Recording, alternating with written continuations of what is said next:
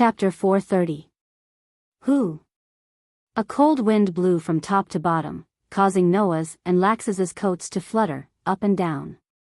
At that moment, Noah and Lax's eyes met, revealing emotions that other brothers would never have. One was as cold as ice. The other was as violent as thunder. Two pairs of deep and ruthless eyes met in midair. It didn't cause any strange phenomenon, nor did it cause any strange sounds, but it caused the temperature in the air to drop to freezing point all of a sudden. In this regard, Lax's seemed to enjoy it. Since you're here, it proves that you're willing to hand over the position of fairy tale and the throne of the strongest magic shooter. Bet it all on this, right?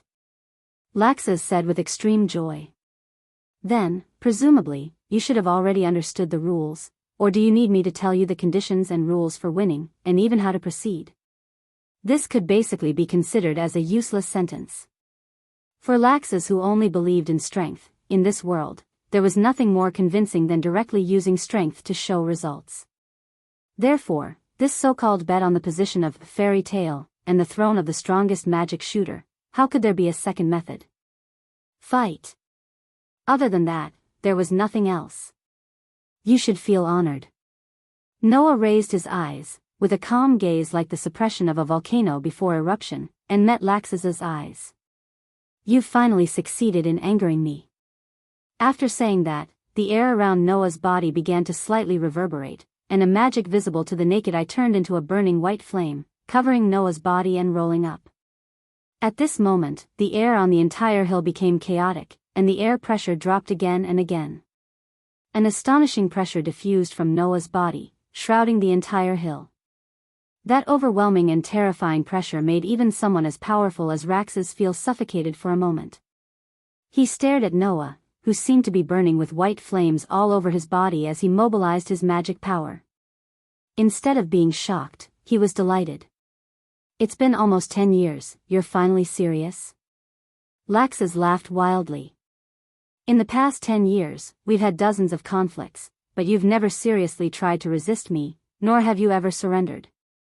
When you have no power, you don't resist, you don't surrender. When you have power, you don't resist, you don't surrender. But the more you don't resist, the more you don't surrender, the more I won't accept it. Lax's fiercely tore off the fur collar on his body, and in a burst of crackling sound, his whole body was wrapped in violent thunder and lightning. The next moment, Lax's roar resounded. Why can't you understand me? Aren't we brothers?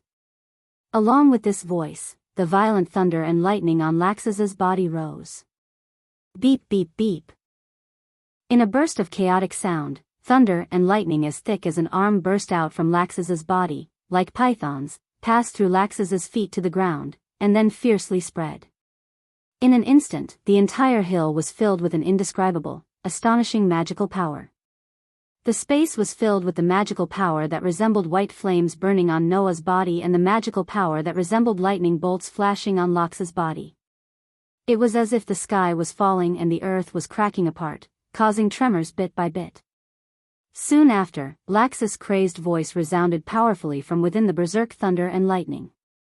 Between you and me, who is the real leader of fairy tale, and who is the strongest magic shooter in fairy tale, let's decide the winner and loser here. Looking at Lax's, who was bathed in violent thunder and lightning and crazily laughing, the anger in Noah's heart subsided bit by bit, leaving only a cold heart. For that kind of thing that can't be seen and touched, you actually went to this extent. I underestimated the extent of your mental distortion and madness. Noah slightly closed his eyes, and after a moment, suddenly opened them. Very well, let me tell you whether a guy like you has the qualifications to stand up and challenge the so-called strongest. Ha ha ha ha. Lax's was still laughing wildly, but the thunder and lightning on his body suddenly rose sharply. In the sound of breaking air, Lax's figure suddenly turned into a bolt of lightning, flashing through space, and in the blink of an eye, he appeared in front of Noah. He raised his fist, which was surrounded by thunder and lightning, and with a burst of noisy sound, fiercely punched towards Noah's direction. Thunder Dragon's bursting fist.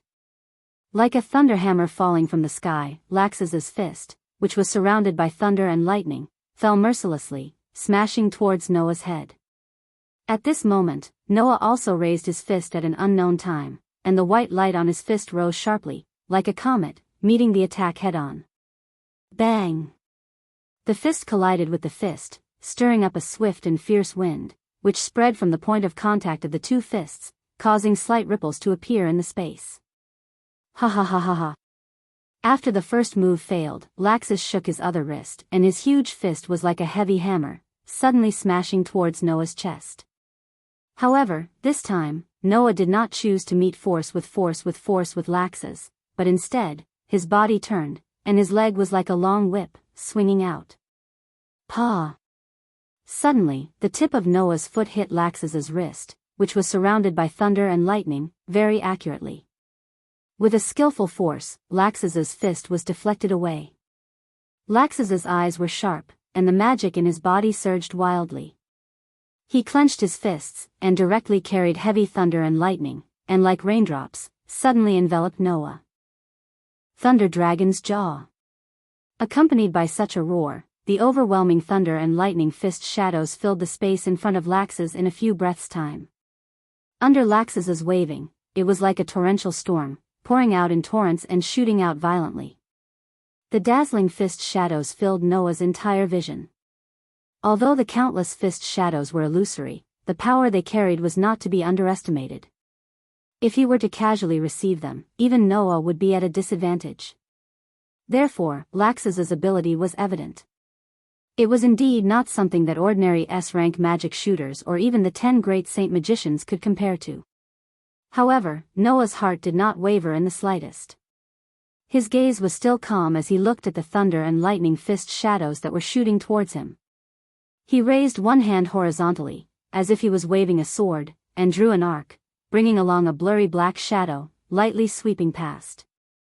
This attack did not seem to carry any power, but Laxus could faintly feel a wave of berserk magic power that was like a stormy sea, each wave stronger than the previous one.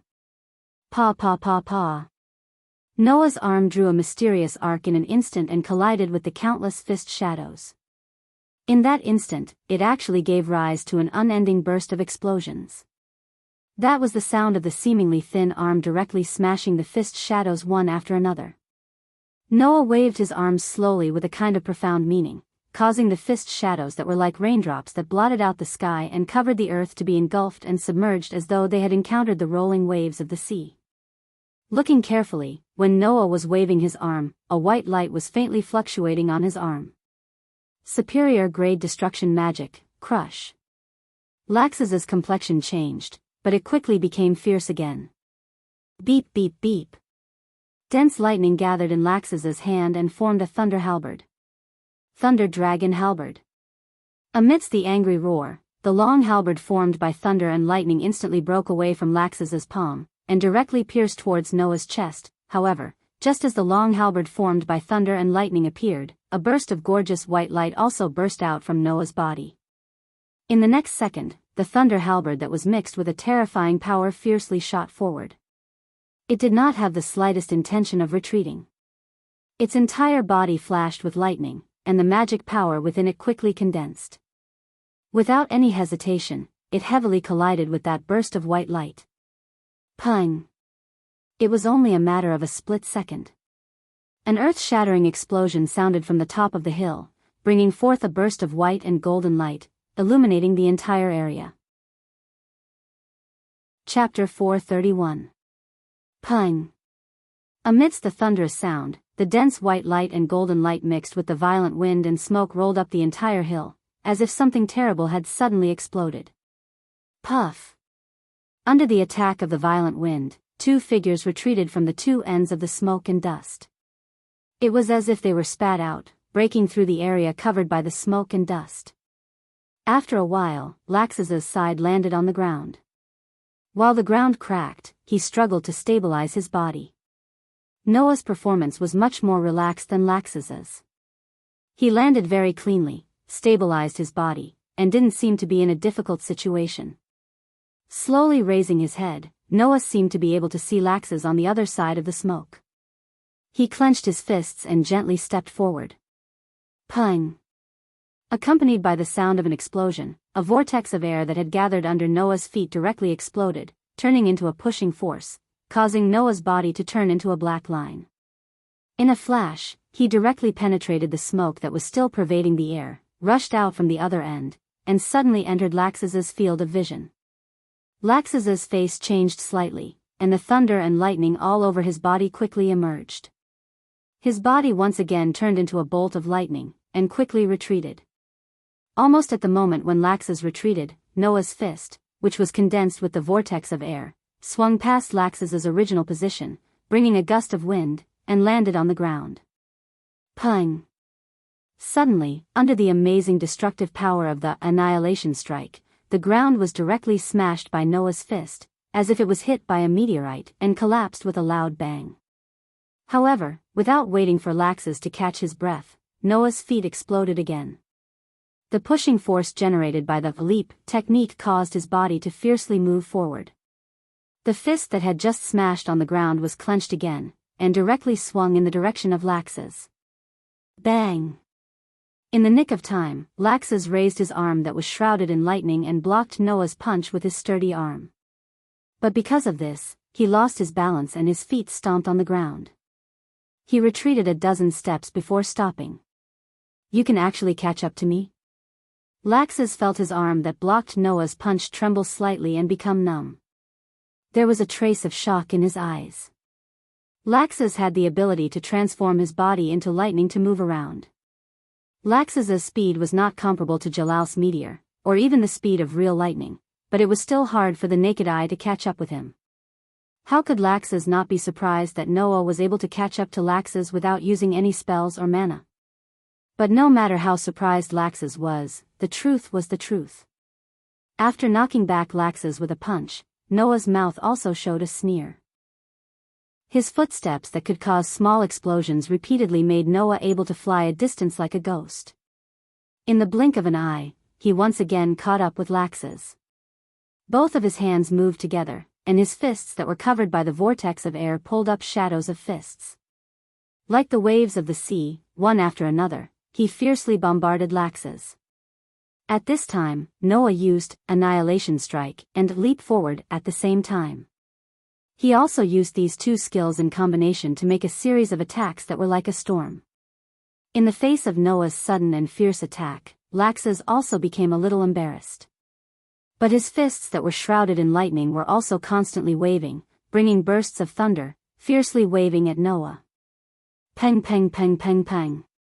For a moment, on the hill, a stream of light and a streak of lightning constantly flashed and chased each other. It was so fast that ordinary people could only hear the sound of fists colliding with each other and the shockwaves from the impact. It was an amazingly fast close combat battle. Although the power of Noah's Annihilation Strike was astonishing, Laxus's Thunder Dragon's Crushing Fist was also a magic used to attack dragons. Its power was also not to be underestimated. This allowed Noah and Laxus's attack power to be on par. At the same time, Noah's Leap Forward could also increase his speed. He was able to catch up with Laxus's Lightning Transformation, and their speed was basically on par. In this way, the offensive and defensive battle between the two naturally entered a stalemate. However, this situation was somewhat unacceptable to Laxus. After all, Laxus had already taken out his signature, Dragon Slayer magic, but Noah still had not used his own magic. How could Laxus accept this? Of course, Laxus did not notice that Noah's hands and feet were faintly wrapped in a layer of electric wiring like magic lines. That was the enhancement magic. Using the enhancement magic to strengthen his arm and leg strength, in addition to the Annihilation Strike and Leap Forward, Noah was able to engage in such a fierce offensive and defensive battle with Laxus. Otherwise, facing Laxus, who was absolutely at the level of a 10th saint and using the Dragon Slayer magic that could be used to attack dragons, Noah would not be able to achieve a stalemate with just close combat. Laxus, who did not know this, thought that Noah could match him without even using magic. His emotions could not help but become a little irritable, leading to a slight flaw in his movements. Noah's eyes flashed, and very appropriately grasped this flaw. He raised his fist, and his arm was like a snake, strangely twisting, and suddenly appearing in front of Laxus. With a loud bang, it landed on his shoulder. Dong! Accompanied by a muffled sound, a strong force poured down on Laxus's shoulder like a flood, causing Laxus's body to tremble. He let out a muffled groan, and as if struck by lightning, he was sent flying. His body fell heavily on the ground, rubbing against the ground and drawing a line of more than 10 meters before slowly coming to a stop. For this attack, Noah also used the annihilation strike. If it was a normal person, after being hit by this punch, even if they did not die, they would be seriously injured. However, Noah did not think that this attack would have much effect on Laxus, who had used the Dragon Slayer magic, and had even transformed his body into that of a dragon.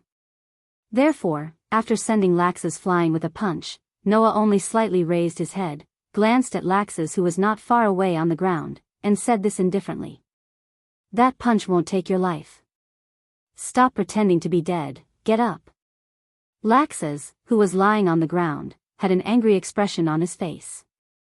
His eyes were filled with malevolence, and after spitting out a mouthful of saliva mixed with blood, he slowly stood up. As Noah predicted, even if the annihilation strike could bring some damage to Laxus, it would not be able to seriously injure Laxus. In fact, Noah also discovered that with the improvement of his strength, and the strengthening effect of the enhancement magic and the rune magic on his body, the effects of the annihilation strike and leap forward on his body were gradually decreasing. When Noah participated in high-level battles, the annihilation strike and leap forward basically had no effect other than increasing the strength of Noah's fists and feet. So, it won't be long before these two moves are eliminated by Noah, whose strength has improved again, right? But it was not strange. To be able to learn by secretly adding some improvements to the learned moves, it was only a matter of time before Noah's strength was eliminated. Thinking like this, Noah simply gave up on using them, and let the whirlpool of air around his fists and feet gradually dissipate. Laxus, who did not know the reason, saw Noah cancel the use of the skills.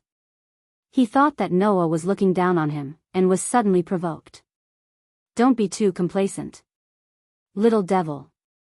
Raising his head, Laxus revealed a pair of ferocious eyes like an injured beast, and let out a roar. Along with the soaring anger in his heart, Laxus's magic also rose several times, causing the thunder and lightning on Laxus's body to violently spread out, crazily flying around. "You want to be merciful to me? You're not qualified." Clenching his fists tightly, Laxus squeezed out a roar from his throat like a dragon's roar. Beep beep beep. Suddenly, a violent thunder and lightning like thunder, crackling, rushed out of Laxus's body. Finally, as Laxus raised his fist, all the thunder and lightning gathered in Laxus's hand. Chapter 432. Beep, beep, beep. As more and more violent lightning gathered on Laxus's fist, a burst of terrifying magic power rose from Laxus's body. The strength of that magic power was something that even the 10 Saint Grand Magi couldn't match. Originally, Noah thought that Laxus was going to use Thunder Dragon's Crushing Fist, or Thunder Dragon's Halberd, but seeing the strength of the magic power that Laxus was gathering, Noah immediately dispelled this idea. Laxus was definitely going to use some trump card. And this was indeed the case. Dragon Slaying Mystery. In front of him, Laxus poured almost all of the magic power in his body into his fist, making his fist seem as if it was struck by a violent lightning that fell from the sky, and a huge lightning light that was 10 feet long burst out. At that moment, the whole hill seemed to tremble with a loud bang, and began to shake frequently. Immediately after, Laxus's foot landed on the ground, causing the ground to burst open. With a few steps, he appeared above Noah's head like a bolt of lightning, carrying a lightning that seemed to be able to destroy the heaven and earth, and his fist fiercely fell on Noah's head. Thunder controlling cry.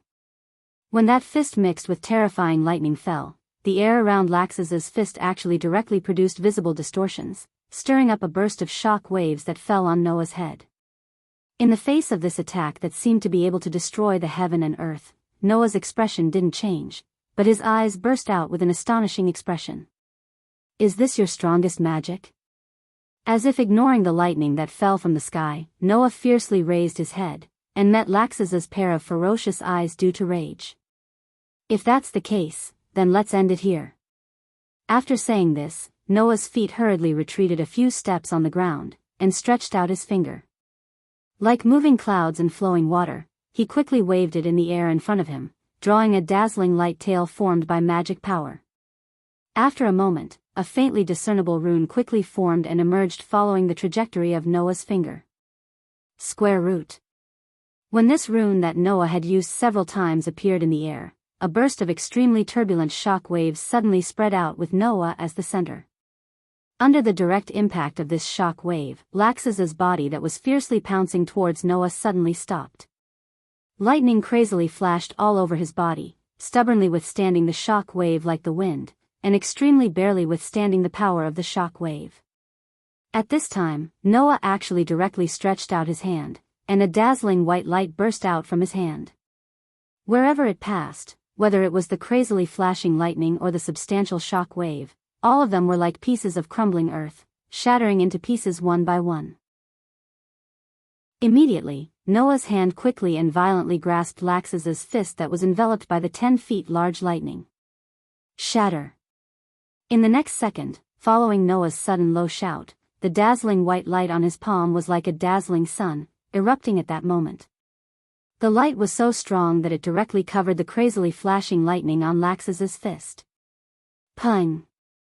Thus, without any surprise, under the full power of Noah's shatter, the crazily flashing lightning on Laxus's fist seemed to have turned into golden sparks in the midst of an explosion, and exploded. Wah! Laxus's fierce eyes finally showed an expression of shock. Although the superior grade destruction spell, Shatter, could not only shatter anything on a molecular level, it could even shatter magic, but that still depended on the situation. For example, even if a fledgling rookie magic shooter learned Shatter, could it be that he could completely shatter the magic of the 10 great saint magic shooters? That could not be said to be impossible, but in order to reach that level, there was a prerequisite. A large amount of magic. This was because, the larger the target that the shatter magic needed to shatter, the more magic it would require. This was because, the harder the target that the shatter magic needed to shatter, the more magic it would require. This was because, the harder the target that the shatter magic needed to shatter, the more magic it would require. This was because, the harder the target that the shatter magic needed to shatter, the more magic it would require. It was not that Laxus did not know how strong Noah's magic was, but he really did not expect that even after using the profound meaning of the Dragon Slayer magic, it would still be shattered in an instant. How could Laxus not be shocked by this? After shattering Laxus's Dragon Slayer magic, Noah's eyes sharpened. He glanced at the shocked Laxus in front of him, lifted his leg, turned around, and kicked at Laxus with a strong wind sound. Pung! Before Laxus could react in time, the fierce wind caused by the kick ferociously landed on his body. After being strengthened by the enhanced magic, the ferocious force brought about by the kick sent Laxus flying, crashing into a rock wall in the distance. Bastard brat! Feeling the pain from his own body, the fury in Laxus's heart finally erupted. He fiercely jumped up, and because of his agitation, his eyes could not even be seen, leaving only the whites of his eyes staring at Noah. I will definitely not forgive you. In addition to being a lightning magic shooter, Laxus also hid the Dragon Slayer magic, that even the members of the Fairy Tale Guild did not know about. Therefore, Laxus's most powerful magic was the Dragon Slayer magic, and his most powerful move was naturally the profound meaning of the Dragon Slayer magic. Now that his most powerful move was broken, it could be said that Laxus had very little chance of winning. However, did Laxus not have any magic that was stronger than the Dragon Slayer magic? The answer was, yes. Moreover, it was a magic that all the sorcerers in the Fairy Tale Guild, and even the sorcerers in the entire magic world, knew about. I want you to disappear from me. With such a roar, Laxus mobilized all the remaining magic in his body, and even surged out of his body, rioting. Ding! In the next moment, a light tinkling sound like a bell reverberated through the air. Streaks of resplendent light suddenly rose from the ground around Laxus and rushed into the sky. Seeing this scene, Noah's expression could not help but change. It was surprise. That magic, could it be? In Noah's bewildered voice, the brilliance that surrounded Laxus's body rushed into the sky, and an extremely gorgeous geometric pattern rotated and spread out, accompanied by the sound of a solemn movement, not knowing whether or not it was an illusion, and like the soaring brilliance, it filled the whole world. Laxus seemed to want to use his palms to wrap an invisible sphere, and put his hands in front of his body. Immediately, a resplendent ball of light that emitted boundless brilliance appeared in front of Laxus's hands, illuminating the surrounding space. Ha ha ha ha. Laxus laughed wildly. This magic, you should be very familiar with it, right? Hearing this, Noah looked at Laxus, who was surrounded by brilliant brilliance, and held a gorgeous ball of light in his hands, and his expression gradually returned to normal. As long as it is the caster's inner thoughts, everything will be the target. The Crusade's super trial magic, fairy law. You actually know fairy law? This is also thanks to that old man, that I can master such a powerful magic. Laxus laughed loudly. Now, have a taste of this so-called Crusade magic. After saying this, a huge amount of magic rose from Laxus's body in an instant, and the brilliance of the resplendent ball of light in front of Laxus's hands became even more dazzling. In the next moment, Laxus closed his hands. Fairy law. Activate. As soon as his voice fell, a magic circle that was almost identical to the gorgeous geometric pattern in the sky rapidly spread out from Laxus's closed palms, bringing with it a burst of extremely dazzling brilliance, and like a tide, it rushed in all directions. The speed of the brilliance's expansion was really too fast, and in an instant, it enveloped the entire hill, submerging Noah within. Chapter 433. Wang. When the dazzling light spread out in all directions like a tide, Noah did not even have the time to dodge. He was directly enveloped by the dazzling light.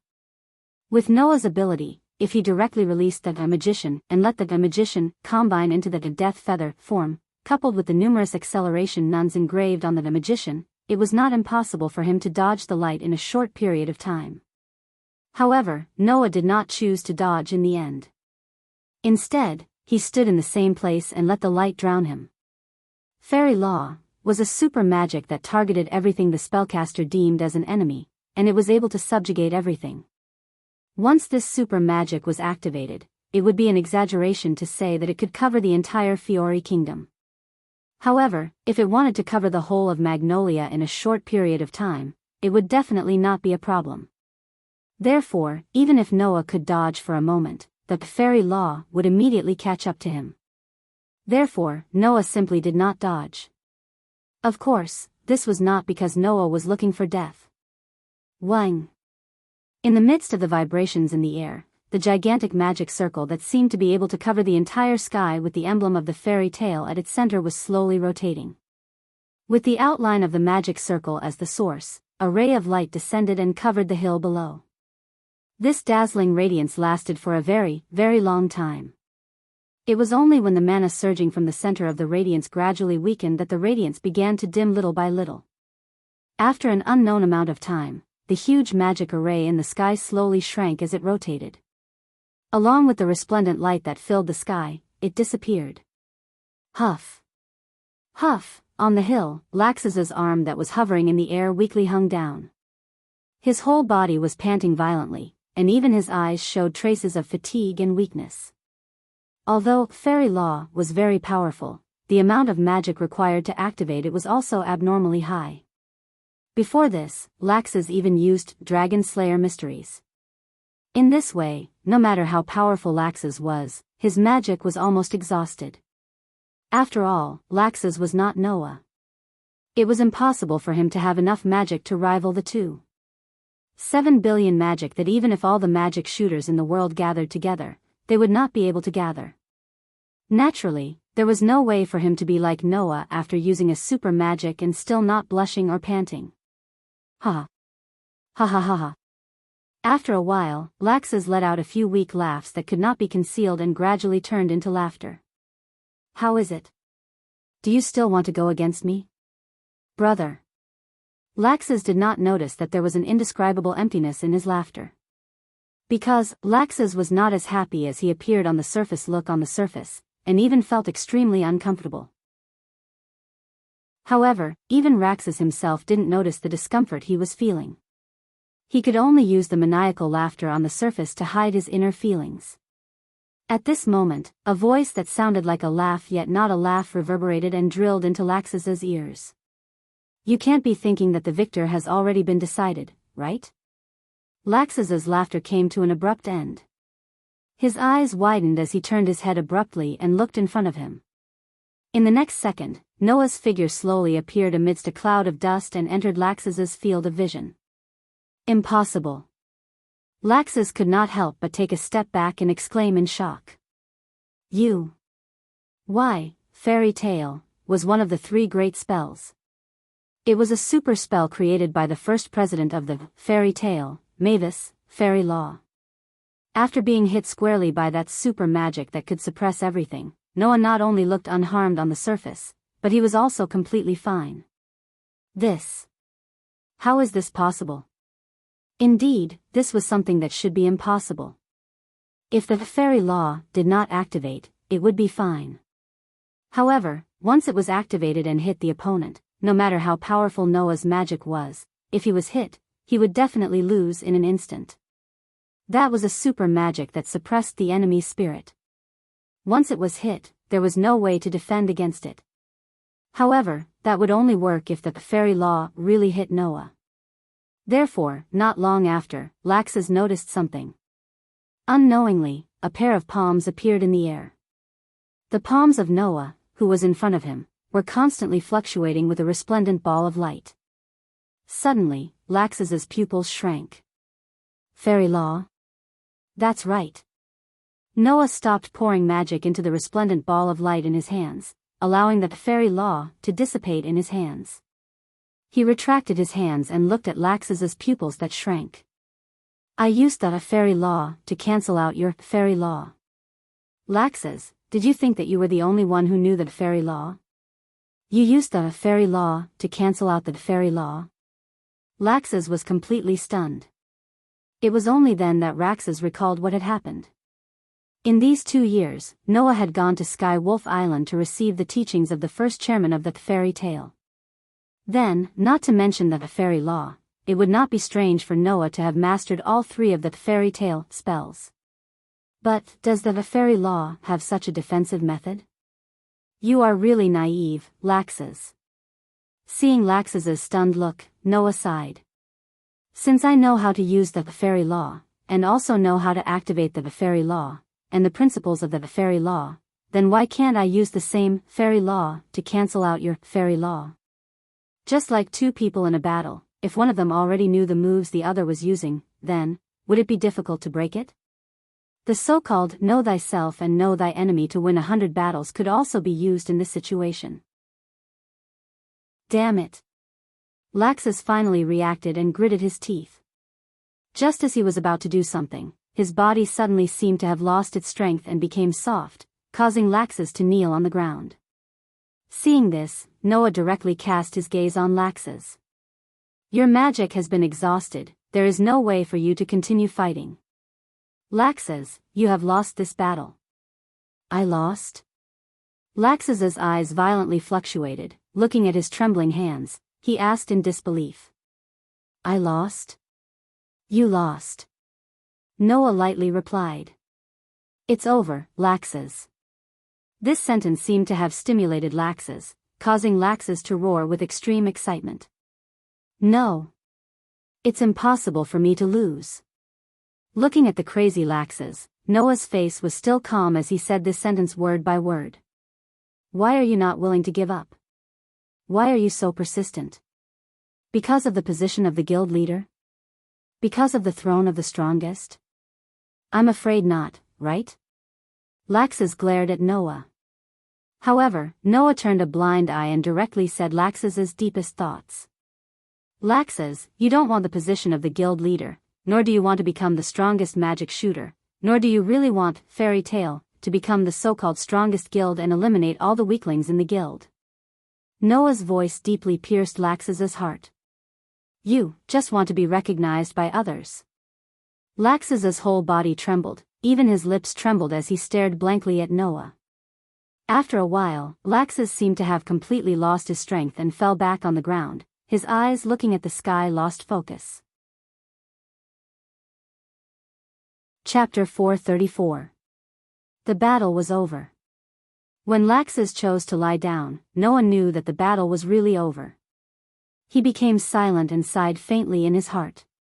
From a young age, Noah was picked up by Makarov in an unknown forest. He was adopted as a grandson and lived in Makarov's house.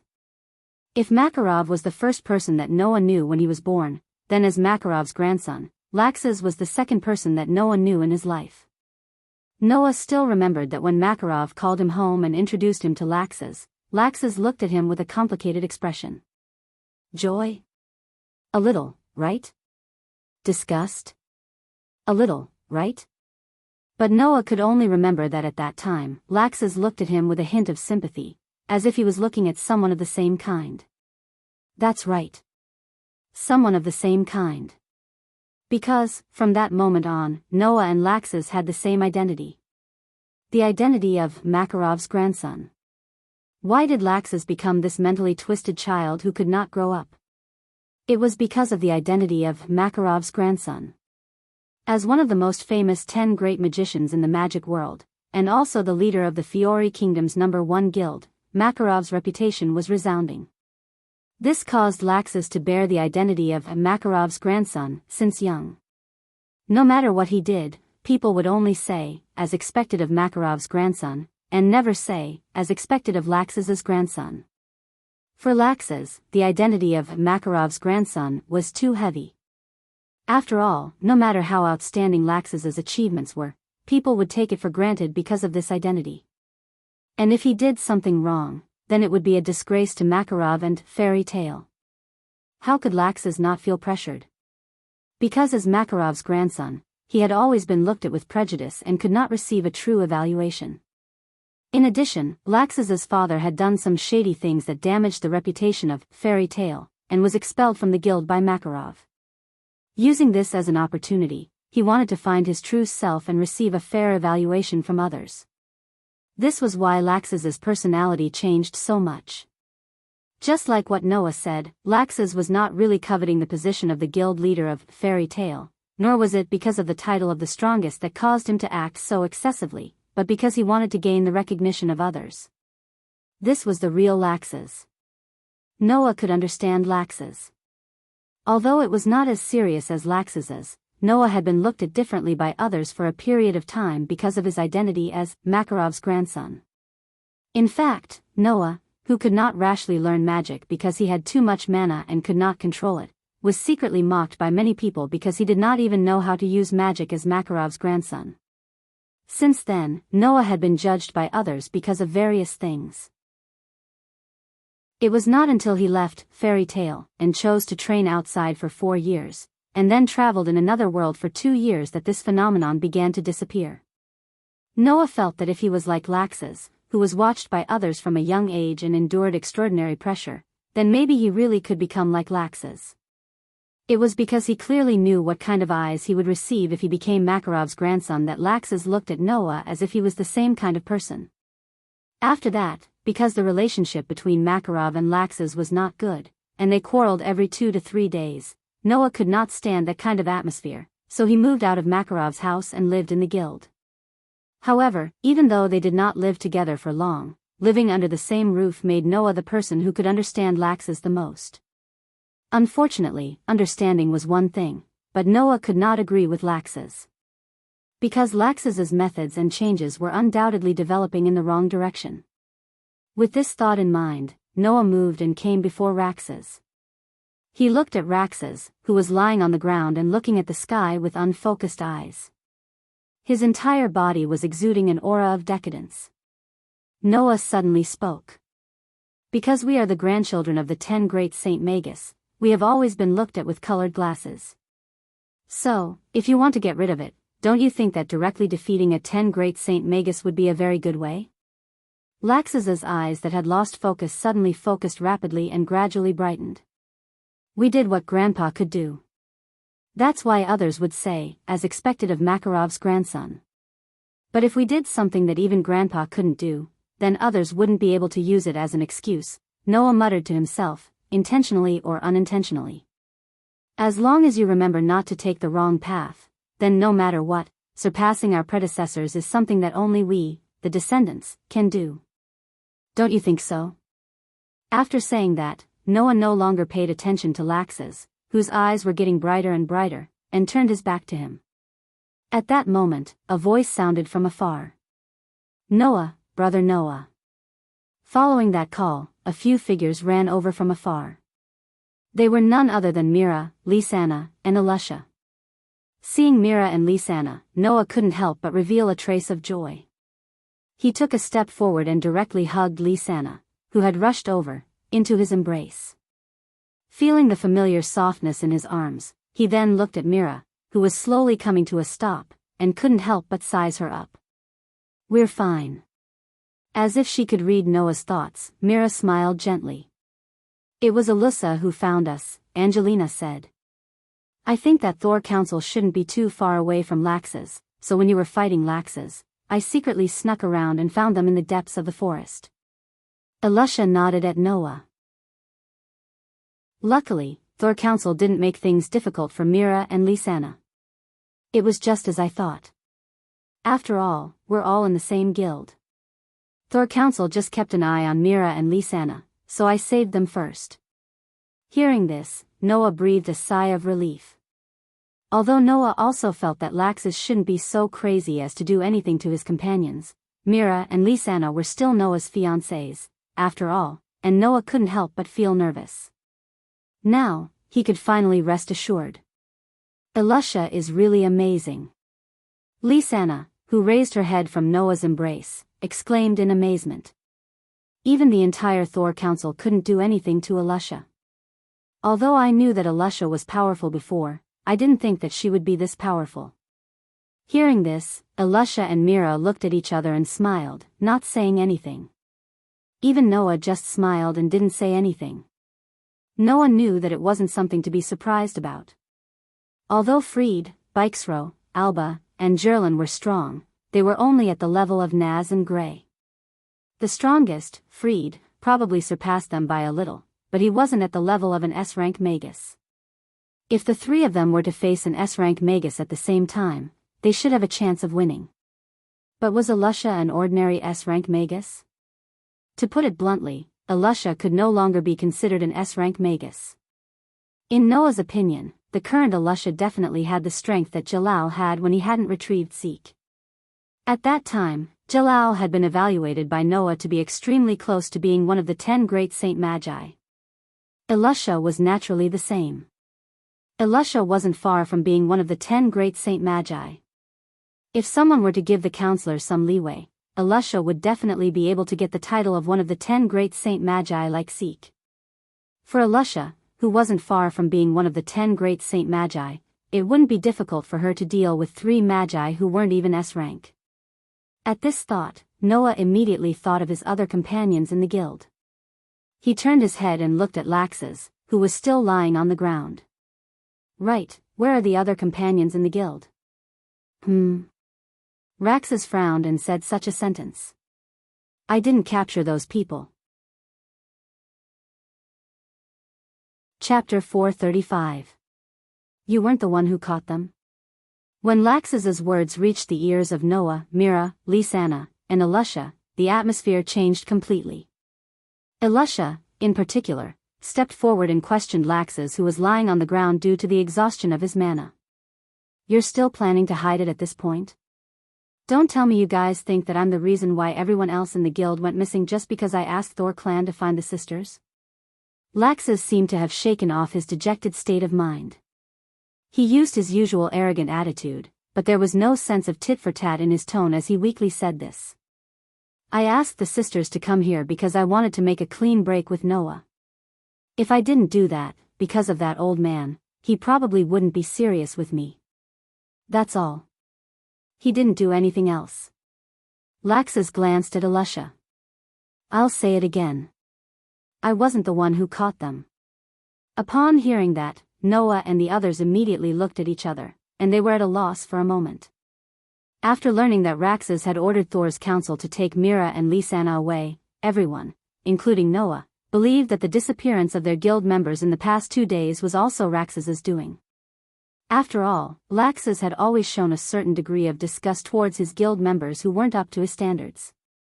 Sometimes, he would even brazenly say that he wanted them to disappear. If it weren't for this attitude, why would Noah suspect that Raxus was involved in this matter? Because of this and the fact that Raxus had take Mira and Lysana away, everyone thought that Raxus had the idea of usurping the position of president because Noah had taken it away from him. That was why he had captured everyone in the guild by hook or by crook. Otherwise, Makarov wouldn't have been so furious. But now, Raxus said that he didn't do anything to their missing guild members. This stunned everyone. Elusha seemed to want to say something, but she was stopped by Noah. Since Raxus said that he didn't do it, then it definitely wasn't him, Noah asserted. Although it's more or less extreme, this man isn't the kind of person who won't admit what he did. Elusha, you should understand. Elusha was speechless. Indeed. With Raxus's personality, if he really did something, he would either admit it or ignore the questioning of others. If he gave a certain answer, then it definitely wouldn't be wrong. So, if Raxus really did kidnap everyone in the guild, then with his personality, even if he was questioned by Elusha, he would still admit it. And if Raxus didn't want to admit it, then he wouldn't choose to lie. Most likely, he would give an ambiguous answer, such as who knows. But Lysana, who was still in Noah's arms, tightened her grip on Noah's waist uneasily. If it wasn't Raxus, then who could have kidnapped everyone in the guild? This was exactly what everyone wanted to know. Noah, who was hugging her, patted her back in an attempt to dispel the uneasiness in her heart. At the same time, he thought of something. There was a trace of extremely strange and dark magic left in Lucy's room. Thinking about it carefully, at that time, Noah had also noticed this trace of magic and denied the possibility of Raxus being the culprit. Later on, when Mira and Lysana were kidnapped, everyone in the guild believed that Raxus was the culprit. At that time, Noah had neglected this matter because of his 2 fiancées. Now that he thought about it, this matter was indeed contradictory. No matter what, let's go back to the guild first. Mira said as if to disperse the heavy feeling in the air. We have to inform the president about this matter first. Everyone came to their senses and nodded in agreement. But at that moment, a weak voice sounded from not far away. R.A.C. Sass, with such a weak and powerless voice, and even a trace of pain, a figure staggered from not far away with great difficulty. Not long after, his legs gave way and he fell to the ground. Raxus, who was also lying on the ground, narrowed his eyes. Freed. Mira, Lysana, and Elusha cried out in shock. Even Noah furrowed his brows, his expression darkening bit by bit. The reason for that was because Freed, who had fallen to the ground, was covered in injuries. Furthermore, they appeared to be quite serious. Elusha. Raxus turned his furious gaze towards Elusha. Of course. In order to save Mira and Lysana, Elusha had publicly admitted that she had defeated all 3 members of Raiden. Thus, it was not strange that Raxus suspected that Elusha was the cause of Freed's injuries. However, Elusha was also rather shocked. No, I only knocked them out. I didn't hit them so hard. As she said that, a vexed expression appeared on Elusha's face. It seemed that even if it wasn't Elusha who had done it, given Elusha's upright personality, she would have probably blamed herself for Freed's injuries. Noah and the rest immediately moved towards Freed. Even Raxus, who was lying on the ground due to exhaustion, struggled to get up and went to Freed's side. Freed. Raxus. Freed, who was being carried up by Raxus, had a pained expression on his face. He couldn't even speak clearly. It seemed that he had suffered rather serious injuries. Freed. Raxus shouted angrily. What the hell is going on? Weren't all of you defeated by Elusha? After that, someone attacked us. Freed spat out those words with great difficulty. Bikes row. Iba, they were all taken away. To cover my escape, someone attacked you? Lax's face was filled with shock and anger. It's those guys, right? Elusha clenched her fists and said angrily. They're the ones who captured our companions in the guild. Not just our companions, but even Thor's castle was attacked. Mira and Lisanna were both bewildered. Noah crouched down and said as he looked at Fried's dirty face. Do you know who the attackers are? I'm not sure. Fried's hands trembled as he took out a totem-like wooden doll with only a head. You have to be careful. Having said that, Fried's head tilted to the side and he fainted as though he had completed his mission. Mira, Lisanna, Elusha, and Laxus were all shocked when they saw that. Don't worry, he's just fainted. Noah's sharp senses detected that Fried was still breathing. After a quick check, he came to this conclusion and picked up the doll in Fried's hand. What's this? That's a doll Bikesro uses to control, Laxus said with an ugly expression. Bikesro's magic can control souls, so there should be a soul inside. That means... Lisanna said with some uncertainty. If we let it lead the way, we might be able to find Bikesro. If we use it well, we might even be able to find the attacker's lair. Noah gripped the wooden doll tightly and stood up, looking at everyone around him. Take Laxus and Fried back to the guild for treatment and report this to grandfather. Do you want to go alone? Mira asked worriedly. It's too dangerous alone. I'll go with you. Elusha stood up without any explanation. No. Noah shook his head without hesitation. The guild might continue to be attacked. Although grandfather is here, Laxus can't fight and Mishgang isn't here. How can the guild not have an S-rank archmage guarding it?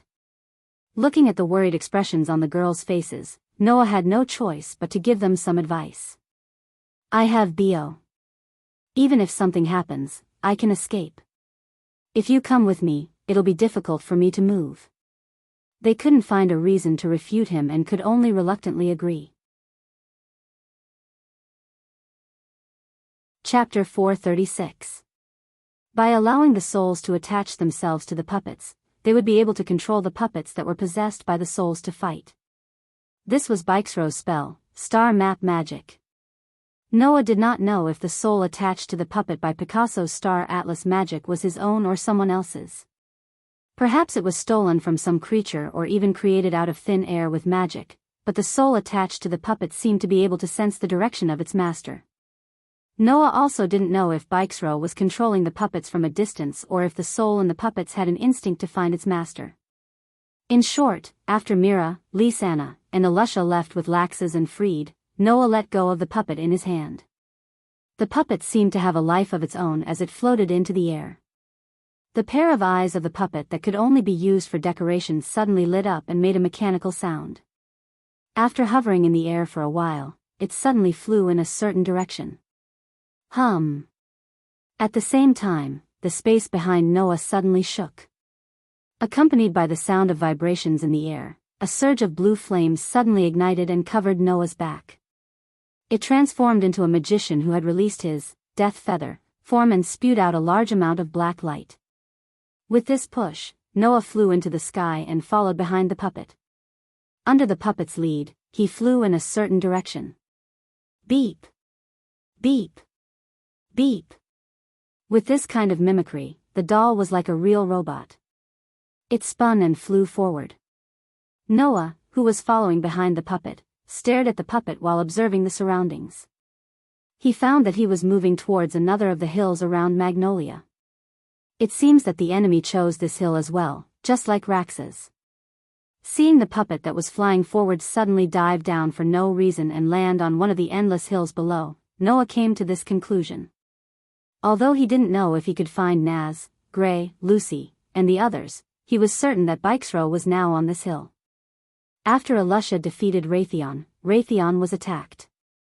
Although Fried had arrived at Noah and Rax's location with great difficulty despite being seriously injured, judging from the fact that the attackers couldn't catch up to Fried, it shouldn't have been too long even if Bikesro and Epigran risked their lives to protect him. That was why Noah originally thought that the enemy couldn't move far, but now it seemed that he was just lucky. In this world where even magic was used in daily life, nothing was impossible. Noah once again understood this fact. However, even so, the attacker didn't seem to be far away. At least, Bikesrow's position wasn't far away. Thus, under the lead of the wooden puppet, Noah descended to the bottom of the hill. Whoosh! At this moment, a sharp sound broke through the air. Noah stopped abruptly and retreated in an instant. Amidst the piercing sound of something breaking through the air, a round black shadow shot out from below, piercing through the air and landing on top of the wooden doll. Bang! The wooden doll was instantly blasted apart, scattering into pieces that filled the air. Only then did Noah clearly see the body of the round shadow that was attacking him. It was actually a crystal ball. Noah's eyes suddenly focused while retreating. An attack launched with a crystal ball? Noah had only encountered this attack method not long ago. Moreover, so far, Noah had only encountered one person who used this attack method. Future reveal. The next moment, a delicate voice echoed in the air. The crystal ball that blasted the puppet suddenly trembled and split into dozens of identical crystal balls. They hovered in the air for a while, and immediately, like raindrops, they fell from the sky and shot toward Noah's direction. The attack method finally allowed Noah to confirm who he encountered. His heart settled, and he reached out his hand. Snap, he snapped his fingers. Kacha kacha. In the wings that formed the death feather of the magician, a mechanical sound was heard. The black steel wing-shaped floating cannons split out from the wings behind Noah's back. In the blink of an eye, they split into dozens of floating cannons and floated around Noah's body. The next moment, energy visible to the naked eye gathered at the front of the floating cannons, and then it exploded, turning into a laser beam. It rushed into the sky, rubbed against the air, and fell one by one on the attacking crystal balls. Peng peng peng peng peng. In the continuous sound of explosions, the crystal balls were blasted by the laser beam one after another, stirring up bursts of smoke and fire. It was like fireworks, constantly exploding in the air. At the same time, Noah suddenly waved his hand, and a floating cannon immediately moved in front of him. It pointed at a corner of the hill below and gathered energy. A small laser beam burst out and fell down. Bang! In the corner of the hill below, a rock was blasted by the laser beam, and the gravel flew in all directions like a bullet. However, Noah's target was not the rock, but the moment the rock was blasted, a figure jumped out from behind the rock. The figure landed on the rocky ground at the top of the hill below. Looking at the black figure, Noah sneered. "It's really you, Yerusha." Yes. The person who came was the former counselor of the council. She had been pretending to be Jalal's ghost for 8 years, brainwashing Jalal, and indirectly causing Alusha to have an unbearable past. Holding a crystal ball in her hand, Yerusha raised her head and looked at Noah, who was floating in the air, and smiled sweetly. "Sir Noah, we meet again. Last time at the Paradise Tower, you used some tricks to escape, and now you dare to show up in front of me?" Noah glanced down with a cold gaze.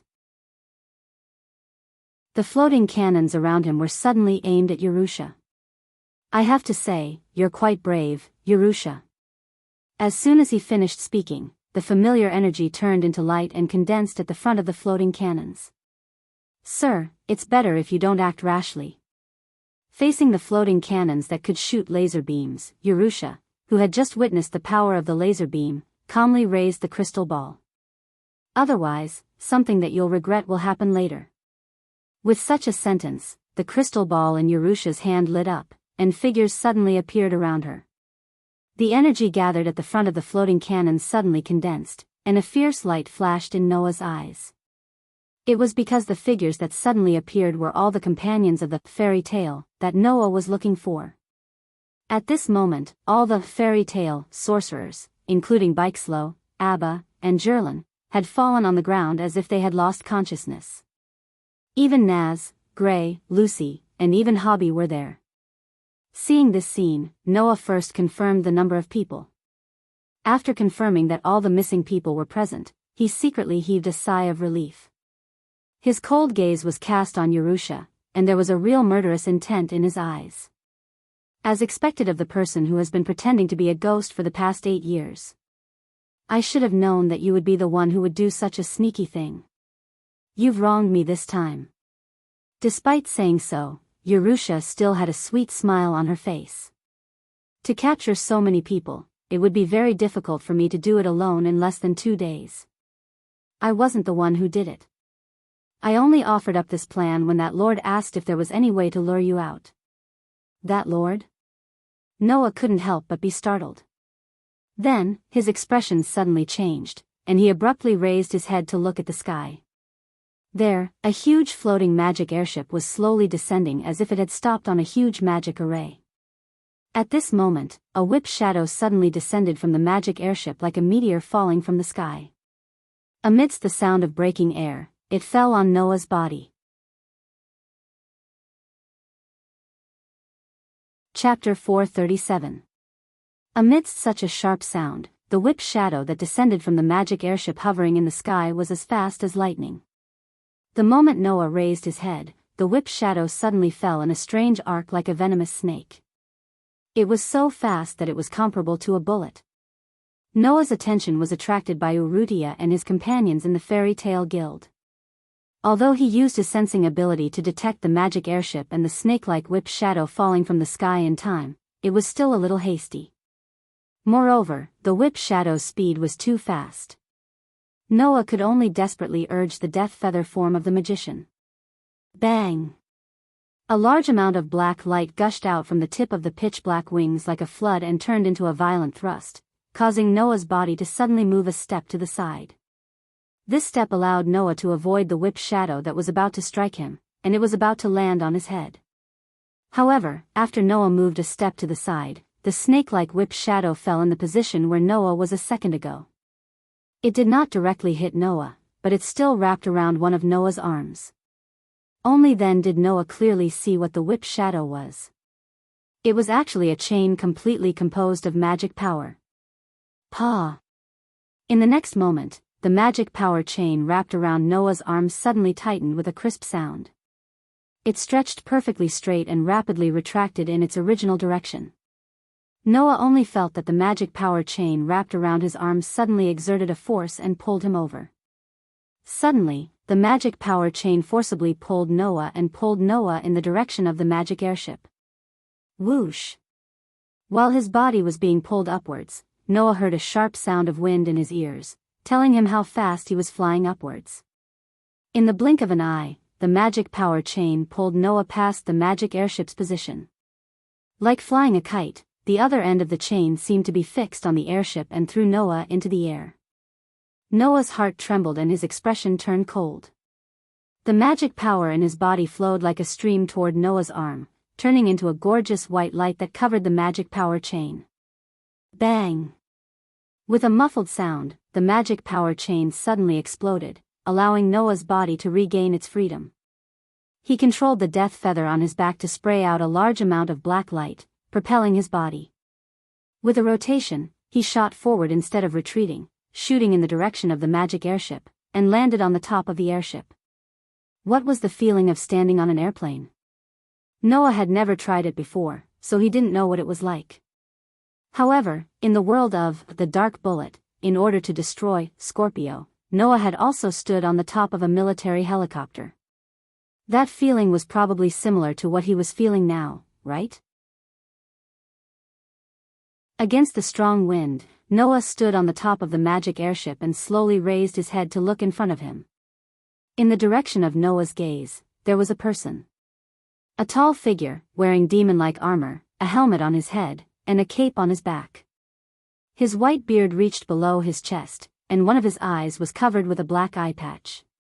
His gaze was very fierce, and he looked to be at least 70 or 80 years old. Although he appeared to be an old man in his 70s or 80s, his back was extremely straight.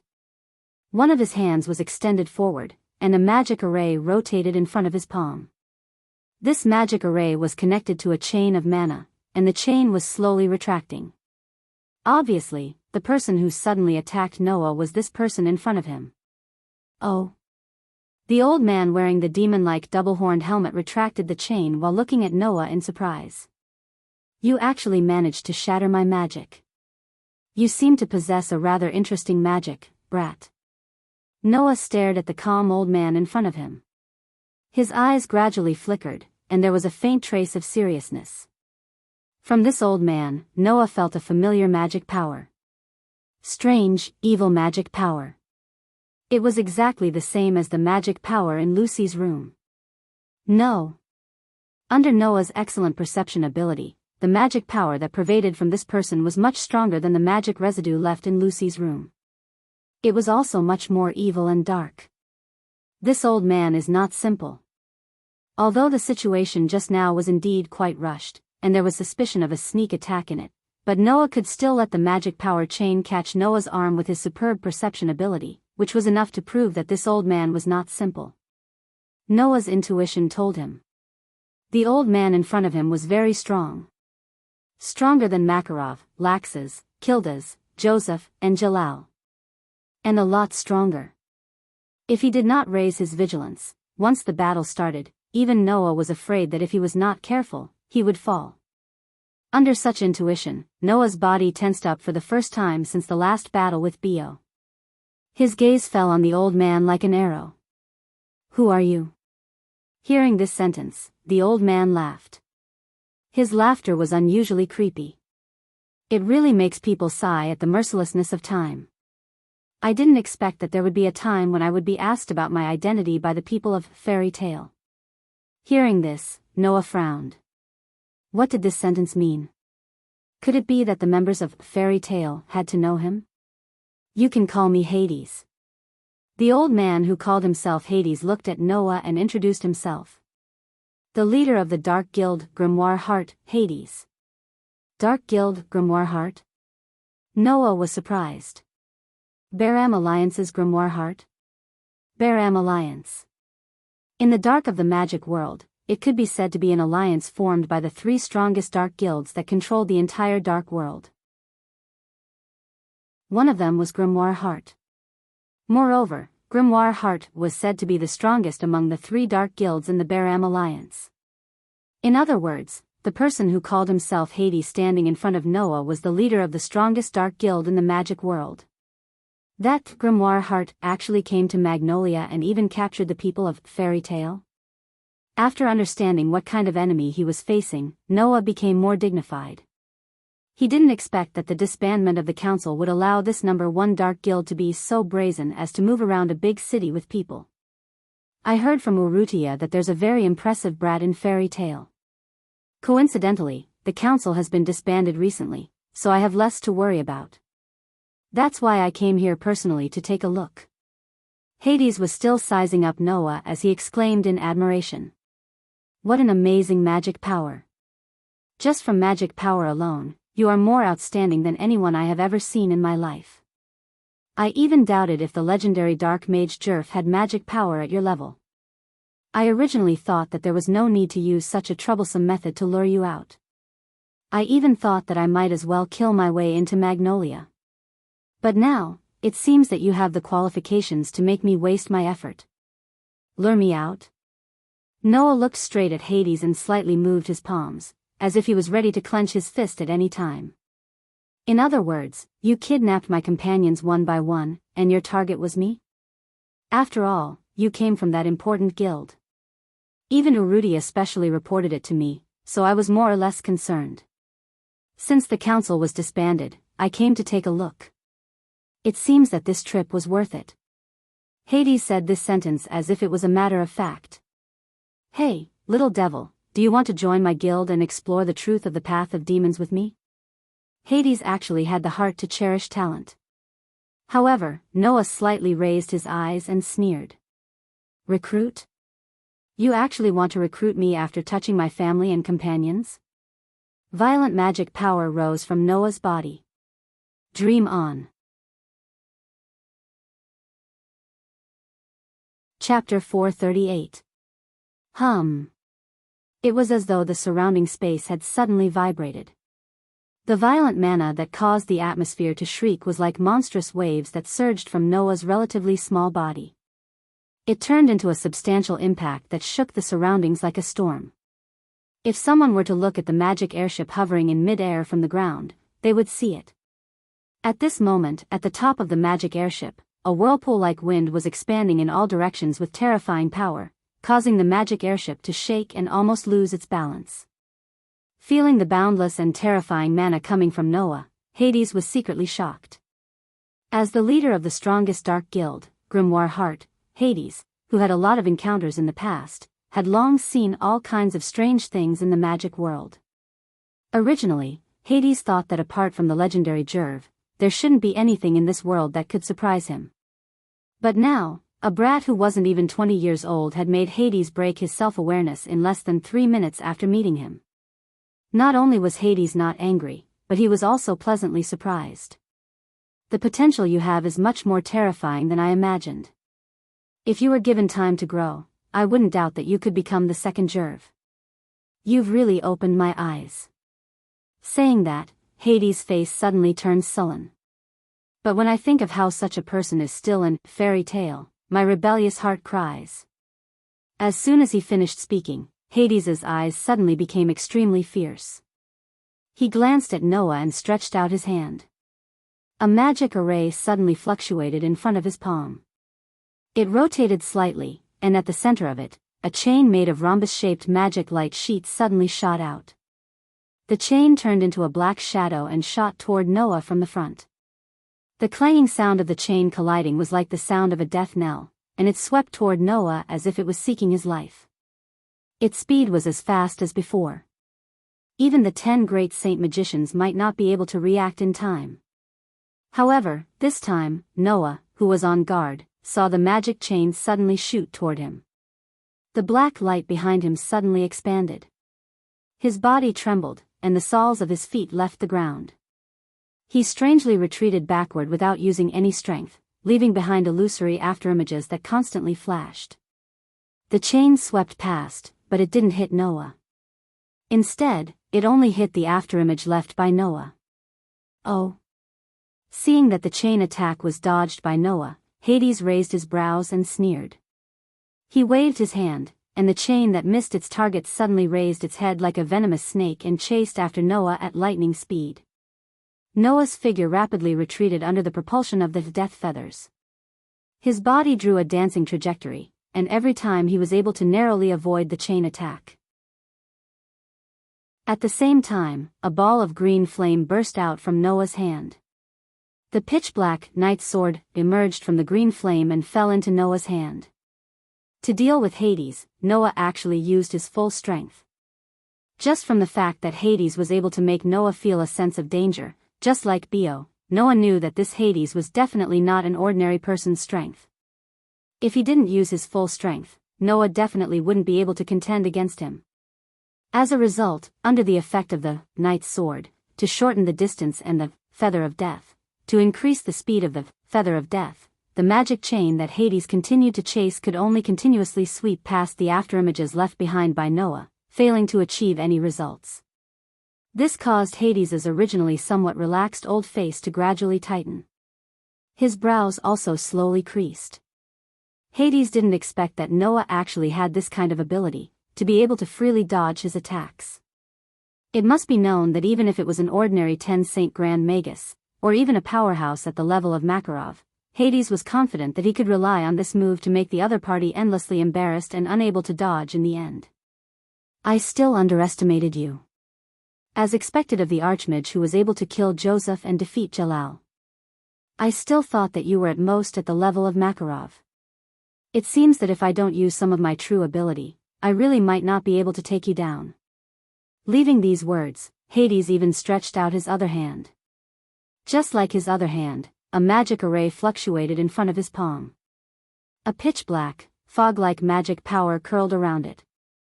Soon after, in the midst of a clattering sound, another magic chain suddenly shot out from the magic array. It coiled around in the air like a huge net, covering the sky and covering the earth as it moved towards the dodging Noah. Ha ha ha ha. I'm dancing with magic. In the midst of Hades' joyful laughter, the 2 chains encircled Noah from the top and the bottom, one from the front and one from the back. It was almost like an inescapable net, sealing off all of Noah's escape routes. In this way, Noah had no choice but to resist it head-on. At that moment, Noah stopped his futile dodging, and looked at the magic chain that was rapidly enlarging in his eyes. Under the gaze of Hades, he actually closed his eyes. The magic chain arrived in an instant. The two magic chains, one from the front and one from the back, connected to each other like snakes biting the head and tail, forming a ring. Like a meat grinder, they suddenly shrank towards the surrounded Noah. However, at the moment when the chains encircling from all directions were about to land on Noah's body, Noah suddenly opened his eyes. On the body of the knight's sword that was in Noah's hand, the rows of mysterious runes lit up under the infusion of magic power. Harden. Sharp. Accelerate. At this moment, all of the runes engraved on the knight's sword played their role. In addition to the knight's sword's ability to control the distance, reducing the sword's slashing distance to the limit, increasing the sword's speed by 100 times, and increasing the force of impact by 10,000 times. Noah's knight's sword had turned into a true killing machine. Clang. Thus, in the clear sound of the sword, the space in front of Noah began to distort. Following the distortion of space, a ray of sword light flashed out in an extremely perfect trajectory. Clang. Suddenly, the ray of sword light and the chain collided, causing a violent shockwave, bursting out bursts of sparks and crisp sounds. Pung. Under that terrifying sword strike, Hades' snake-like chain seemed to have been hit by something heavy, and in the midst of an explosion, it was directly scattered. Not only magic power, but even sword skills are so outstanding. Hades' pupils shrank. You little brat, where did this freak come from? So you don't know? When you mentioned fairy tale, didn't you sound very high and mighty? Don't tell me even I don't know. Holding the knight's sword, Noah sneered. I am Makarov's grandson. You are Makarov's grandson? Hades was really surprised, and then he muttered to himself. Now that you mention it, a few years ago I heard that Makarov had a grandson, but then he disappeared without a trace. Could it be that you are that person? Who knows? Noah pointed the knight's sword at Hades. I only need to know that you are the enemy of fairy tale, that's enough. Little brats these days are all so arrogant, it seems that the brats in Makarov's guild are all very lively. Hades said this, but his eyes turned cold. That's good, the battle with you brat can't be delayed any longer. Otherwise, even if the council has been disbanded, the brazen actions of Devil's Heart will attract those annoying official guilds, and even attract the attention of the kingdom. Saying this, Hades' body rose with a black mist-like magic power, and his fierce eyes were like a beast staring at its prey, showing an ominous glint. I'll let you see the true form of my magic. As the black mist-like magic power rose from Hades' body, a dense and heavy pressure filled the magic airship. Noah's heart suddenly tightened. He felt it. The moment Hades became serious, in a corner of the airship, a strange wave spread out. At the same time, Hades' magic power and strength rose crazily, reaching a level that even Noah couldn't help but be surprised.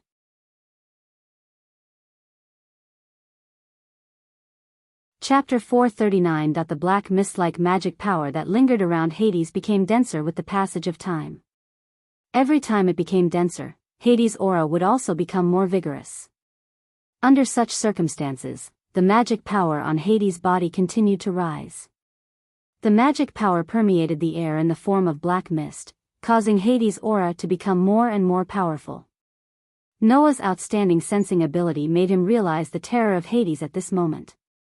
If it was said that before, Noah still had doubts about whether he needed to use his full strength to fight, now, these doubts had all disappeared without a trace. Noah was sure that Hades' strength was definitely not inferior to his own. Even if it continued to climb, surpassing Noah would definitely not be an impossible thing. How long has it been since I showed this level of strength? Hades slowly took a step forward. Immediately, the strange black mist that lingered around his body undulated up and down like boiling water, bringing about a kind of gloomy and evil feeling that made one's heart palpitate. Just based on this, let me give you a little compliment, little brat. Listening to Hades' vicious words and feeling the rising aura on Hades' body, Noah's hand that was holding the sword also tightened little by little. It seemed that today was going to be a bit of a bitter battle. I'll ask you one last time. Hades, who was surrounded by dense black magic power, looked at Noah with a gloomy face.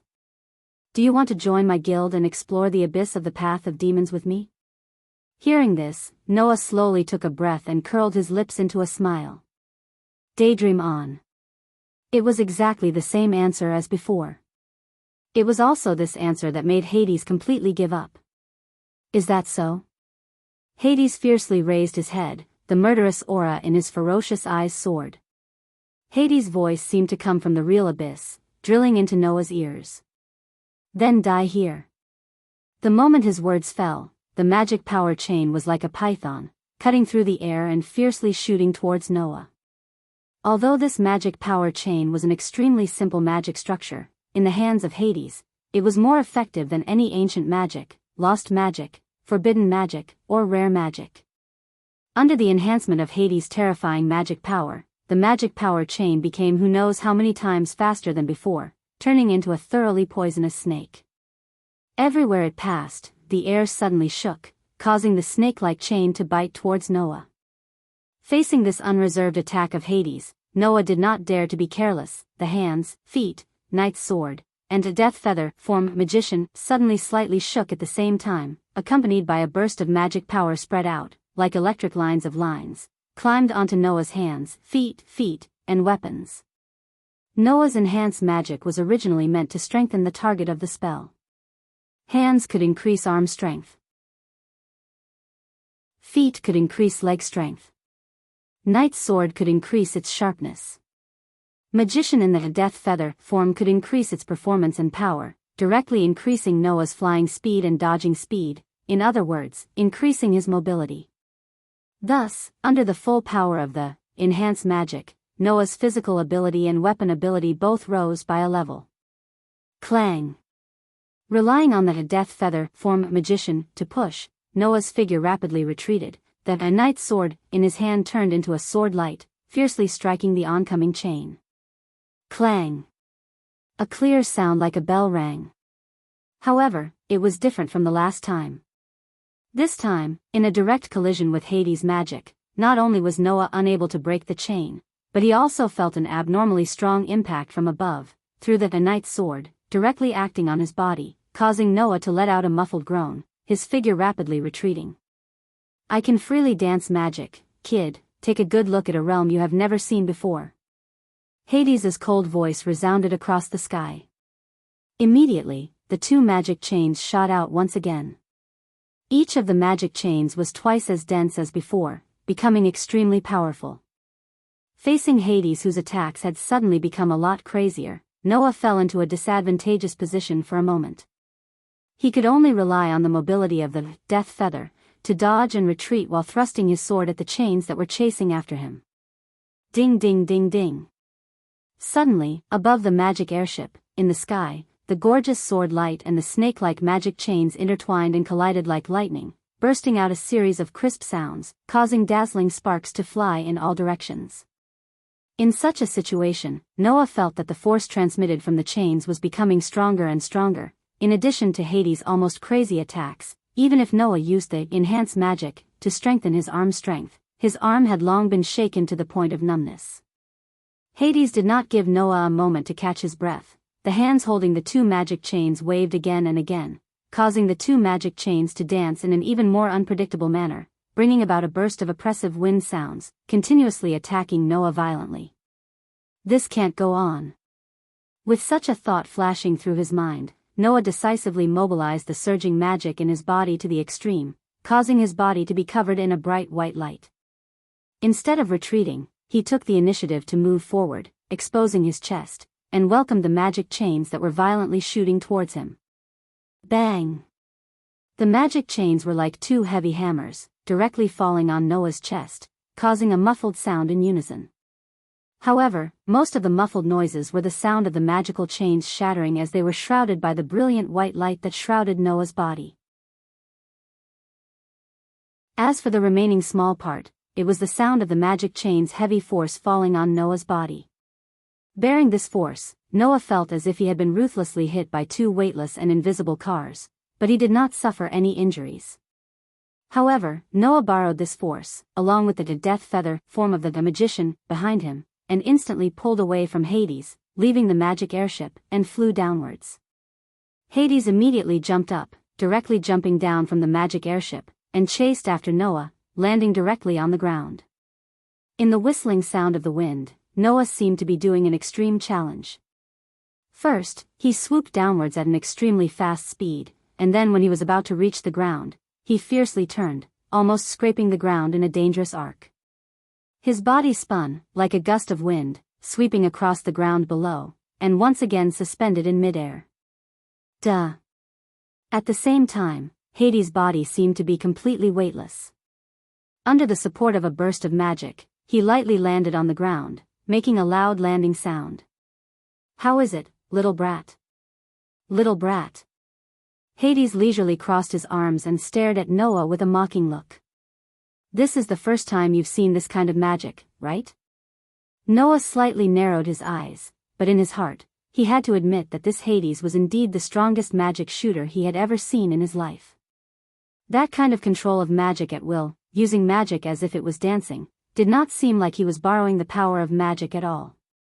Instead, it was as if he had naturally turned magic into a part of his body, as if he was using his arms and body to control magic freely. Frankly speaking, Noah was able to reach a realm much stronger than the average 10 great magic shooters at such a young age entirely because he was born with unparalleled magic power and hard work. Magic, swordsmanship, close combat ability. Noah relied on his outstanding talent and hard work to far surpass others in these fields. But as the saying goes, there is always someone better than you, and there is always someone better than you, right?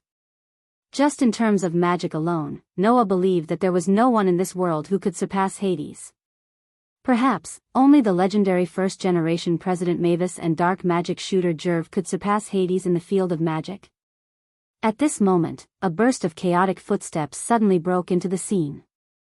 Noah and Hades were startled at the same time, and raised their heads to look at the source of the sound. Then, their expressions changed at the same time. Under the leadership of Mira, Lisanna, and Elusha, the magic shooters of Fairy Tale had actually gathered together at some point in time, and were majestically charging towards them.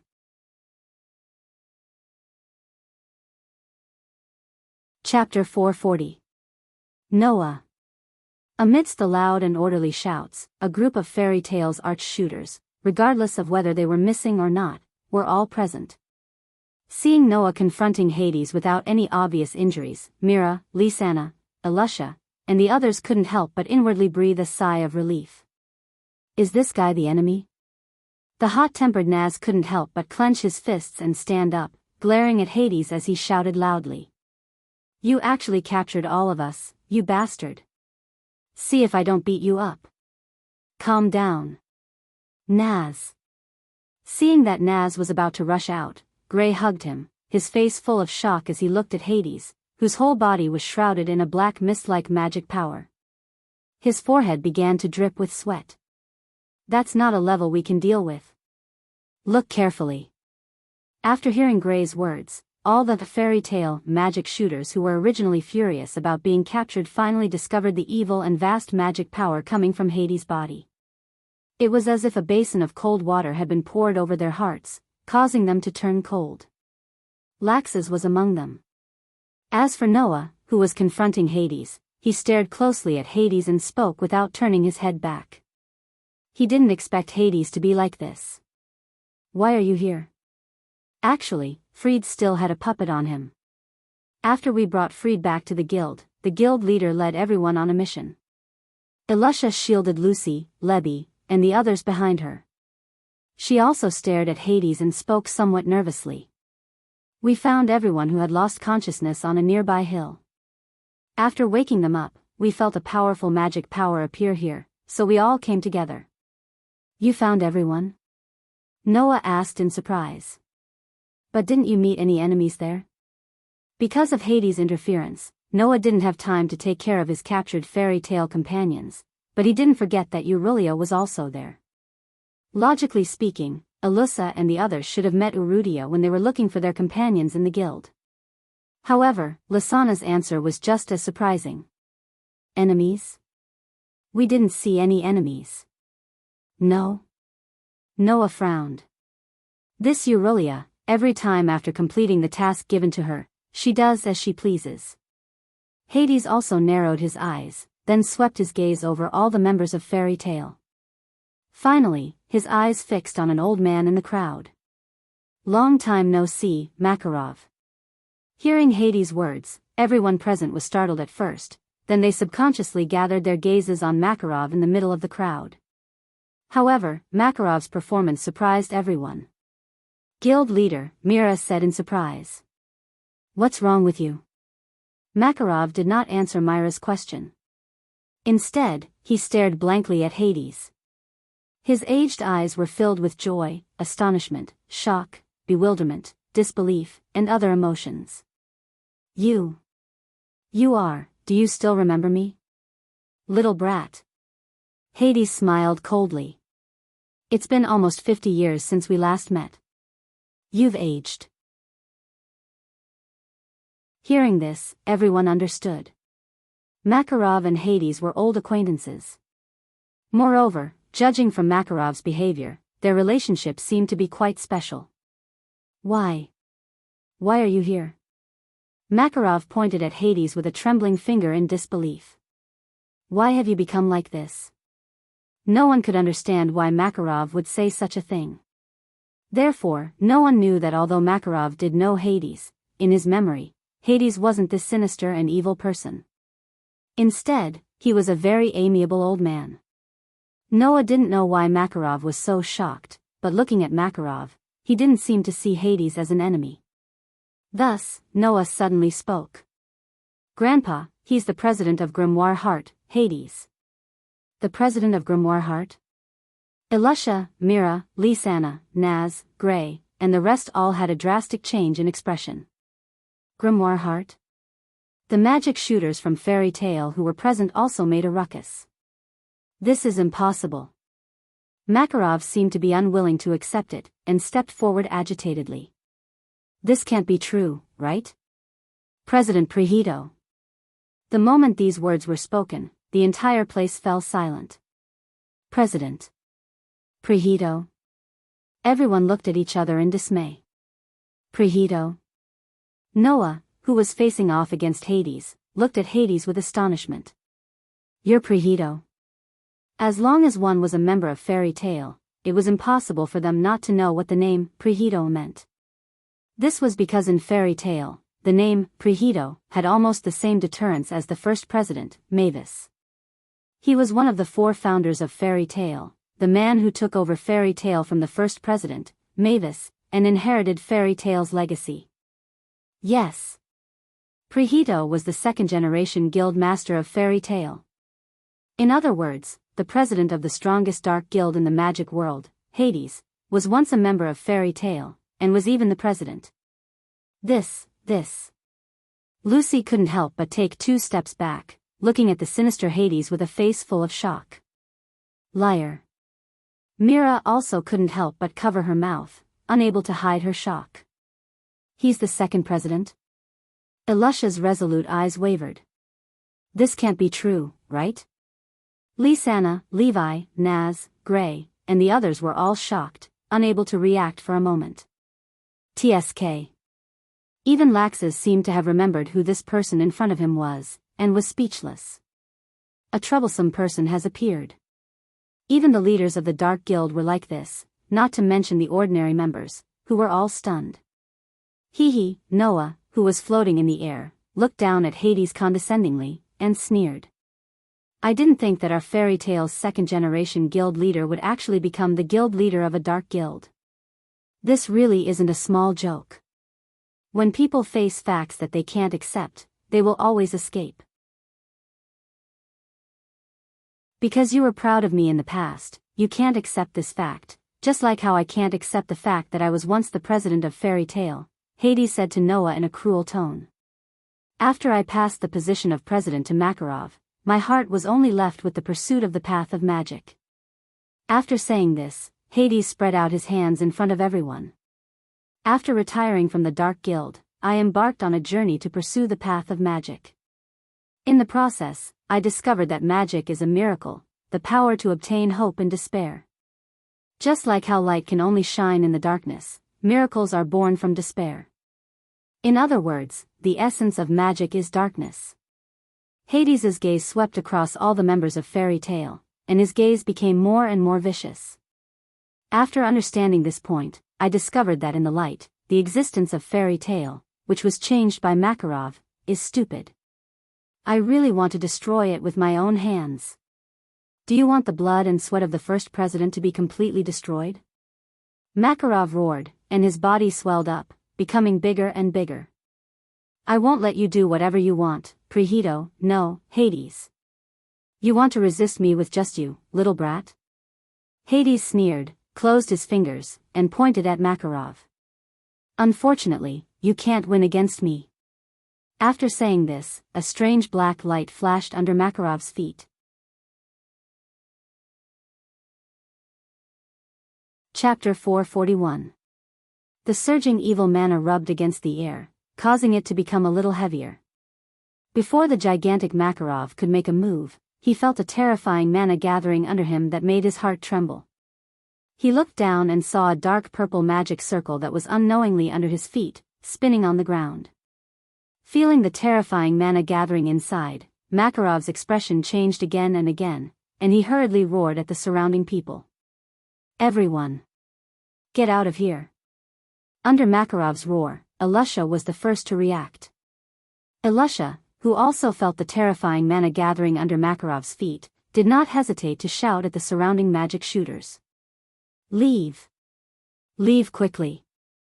This shout finally made all the members of the guild react, and they all moved away from Makarov's position in shock and anger. But, in this way, what should Makarov do? Hiya! Amidst the earth-shattering roar, Makarov, who had become more than 10 meters tall, raised his huge fist against the whistling atmosphere, and slammed it on the rotating magic circle on the ground. Boom! Very straightforwardly, the ground shattered together with the magic circle that was gathering the terrifying mana, scattering in all directions together with the gravel. However, the fragments of the shattered magic circle suddenly trembled when they scattered in all directions, and actually expanded into smaller magic circles. As they spun, they seemed to form a more mysterious pattern, surrounding Makarov in the middle. Wang! In the next moment, the terrifying mana gathered in the magic circle erupted like a volcanic eruption, causing the magic circles to light up one by one. What? Makarov was shocked. Building a magic circle within a magic circle? Or was it formed in an instant? So many years have passed, kid, although you have a certain amount of growth. How can you, who is dedicated to the operation of Fairy Tale, compare to me, who has been deeply immersed in the essence of magic all these years? Hades laughed out loud. Makarov, let me give you a lesson, see how I dance with magic. As soon as he finished speaking, the magic circles that surrounded every corner of Makarov's body gathered together and suddenly soared. With the terrifying degree of that mana, perhaps, it would only take one hit for Makarov to lose the ability to fight, right? One of the top 10 magic shooters in the continent actually fell into such a dangerous situation in the blink of an eye. This made everyone in Fairy Tale turn pale with fright. Chairman Ilusha, Naz, Gray, and the others even tensed up their bodies, preparing to charge. Even Laxus's pupils shrank, clenching his fist, which was suffused with electric light, and his body began to crackle. At this moment, the magic circles that surrounded Makarov suddenly stopped, and were covered by an inexplicable white light. Pung! In the next instant, the white light seemed to have detonated the magic arrays one by one, causing them to explode and shatter. Hades' expression darkened, and he turned his head to look at the opposite side. After seeing my power, do you still intend to resist? That's right, I've witnessed your strength. Noah, who was holding a sword in one hand and extending his hand in the direction of Makarov with the other, raised his eyes and met Hades' eyes, his deep eyes bursting with light. So, it's time for me to show you my strength. Oh. Hades raised his eyebrows and smiled. Stop. Noah. Makarov, who had just escaped from danger, shouted at Noah. Hades is too strong. You can't act recklessly. However, Noah ignored Makarov's words and calmly spoke. Grandfather, all of you retreat, it's best to retreat a distance. After speaking, waves of violent magic rose from Noah's body, turning into the most dazzling white light, like a pillar of light, rushing into the sky. Otherwise, I don't know if I can guarantee your safety next. Feeling the storm of magic rising from Noah's body to the point where it could rival Hades, the people in A Fairy Tale were shocked. On the contrary, Hades smiled coldly at Noah, his body surging with black magic. Come. Little brat. Hades suddenly stretched out his hand, a pitch-black magic formation immediately fluctuated in front of his palm. Like a cannon, his whole body trembled, causing a chain of magic to turn into a bolt of lightning, shooting straight at Noah. Noah's hand tightly grasped the knight's sword, his eyes did not waver in the slightest.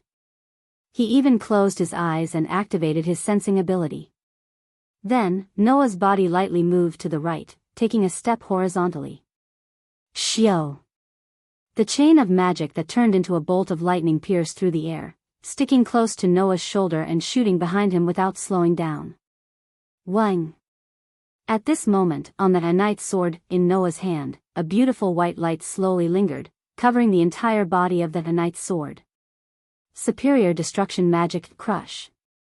After Crush was added to the knight's sword, Noah twisted his wrist. The knight's sword, in his hand, brought out a dazzling white light, fiercely chopping at the magic chain. Clang!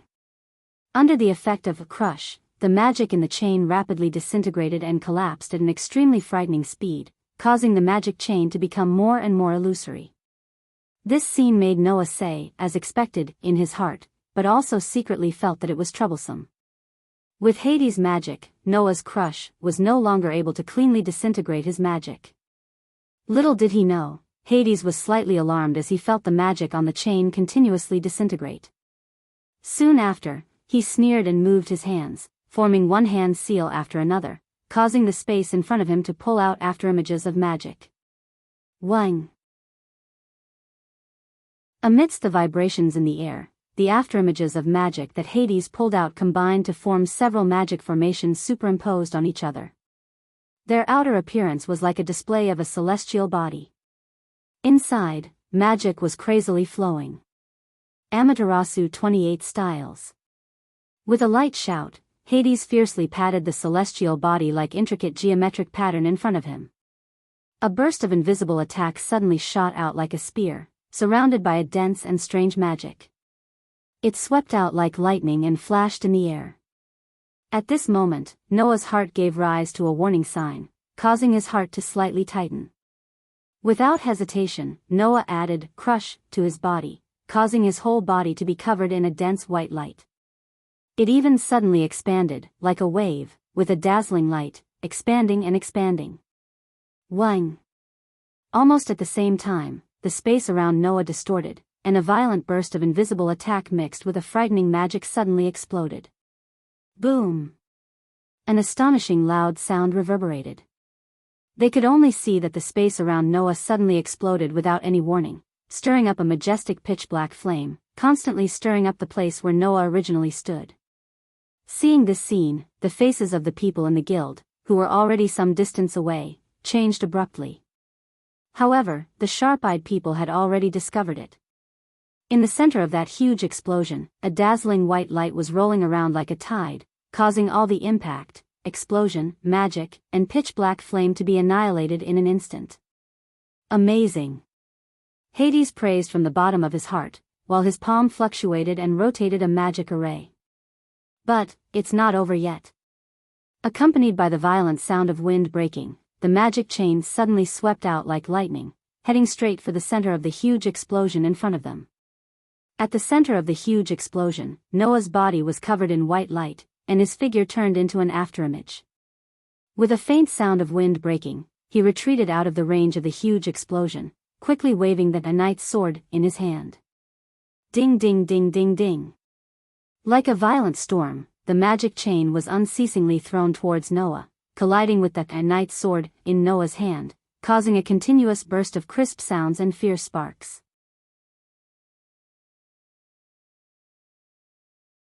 Chapter 442. Ding, ding, ding, ding, ding. The magic chain was like a shadow following the body.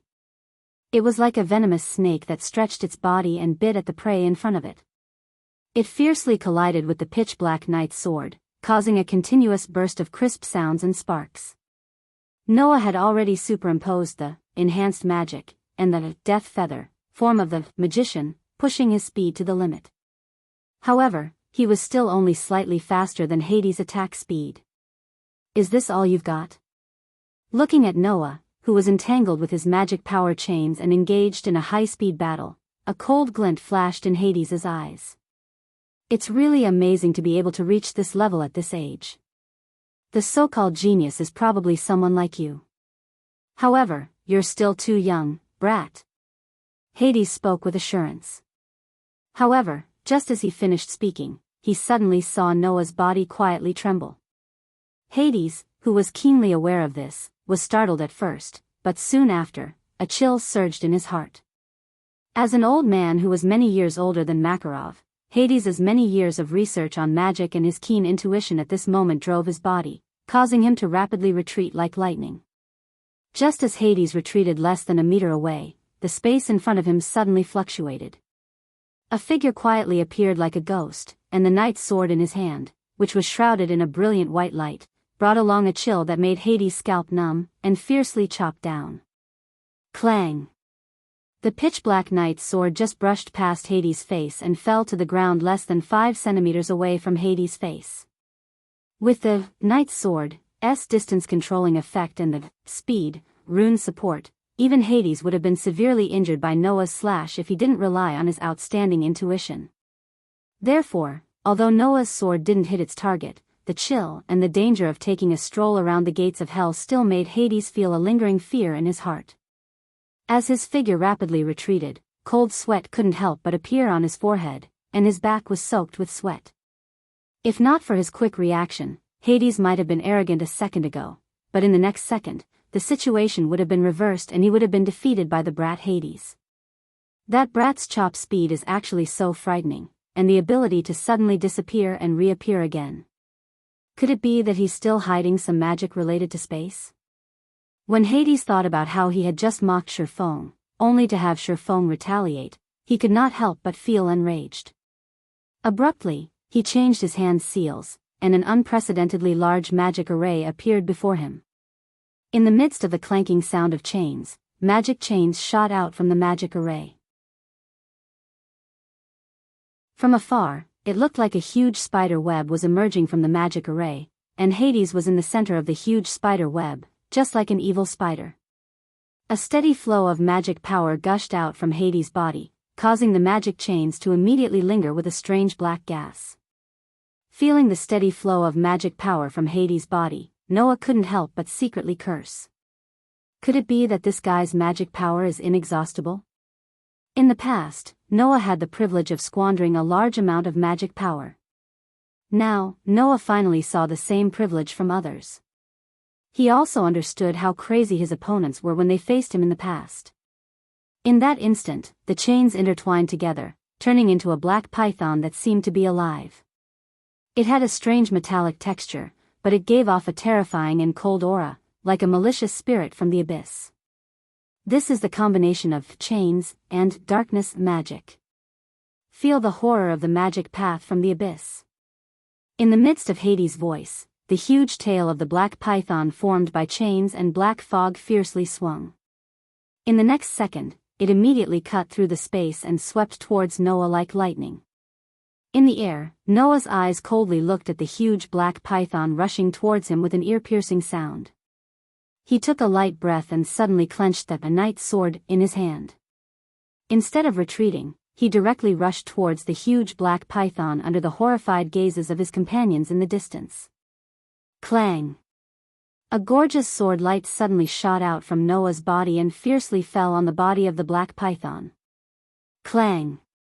The sharp sword light stirred up the sound of steel colliding with steel, and also brought about violent sparks, splashing in all directions. However, this attack merely caused the black python's body to tremble. If you ignore the white light attached to the body of the black python through the sharp sword light, the white light that represented crush suddenly shook and dyed the black python's body into a pure white color. Bang bang bang. Immediately, under the effect of the white light, the huge black python seemed to have swallowed a bomb. Various parts of its body produced muffled sounds of explosion. Every time a muffled explosion sounded, a crack would appear on the body of the huge chain python. Don't get carried away. Brat. The veins on Hades's forehead bulged and his hand's seal changed again. The huge python suddenly opened its mouth and a viscous swamp-like darkness burst out from it and sprayed towards Noah's direction. The darkness rushed over, but Noah's charging figure did not stop because of this. A gorgeous white light directly rose from his body and covered Noah's entire body. Suddenly, as soon as the viscous swamp-like darkness touched Noah's body, it was as if it was incinerated by flames. Amidst a sizzling sound, it was completely shattered. At this moment, Noah rushed to the top of the black python's head. Ha! Noah directly let out a rare cold shout. He raised a knight's sword in his hand and tightly gripped the hilt with both hands. He aimed at the black python, as if his body and the knight's sword in his hand had become one. His whole body turned into a sharp sword and fell from the sky like a meteor. Shio! Under the sharp sound of the explosion and the shocked gazes of his companions who were watching this scene from afar, Noah swooped down and landed heavily on the head of the giant python. Poochie! This was the sound of the sharp black knight's sword directly penetrating the head of the giant python. This was the sound of the resplendent white light rising from Noah's body through the black knight's sword and desperately flowing into the body of the giant python. Bang! This was the sound of the giant python's huge body slowly stiffening for a moment. Under the effect of the crush magic, the giant python turned into countless broken chains and burst open in a low explosion sound. Wah! Seeing his attack, which was a combination of chains and darkness magic, being cleanly crushed by Noah, Hades also opened his eyes wide in astonishment. Hades already felt that he thought highly of Noah. Even Makarov was unable to force Hades to use a combination of magic to counter the attack, but Noah was able to force him to use it. In addition, Noah's age was still much younger than himself, so Hades already showed that he thought highly of him. However, Hades still didn't think that he still couldn't defeat Noah. Therefore, Hades didn't notice. In the air, amidst the countless shards of the shattered chains, the sword-wielding figure suddenly disappeared. Hades only felt that his eyes were dazzled, and a figure strangely appeared. On the palm of the figure, a row of exquisite runes quietly rotated like a ring. This is my power. As soon as he finished speaking, Noah suddenly exerted force under the gaze of Hades's narrowed pupils. He clenched his fist and pinched the rune that was rotating like a ring into his hand. A burst of strong light rose from Noah's palm. An earth-shattering sound brought about a surge of violent waves of fire, rolling and expanding. The blazing temperature directly caused the surrounding air to become scorching hot, even giving rise to a dry feeling. Looking at the expanding waves of fire, the members of a fairy tale in the distance all became sluggish due to excessive shock. Most of them didn't even have any reaction, and could only stare blankly at the sea of fire that blotted out the sky and earth, speechless.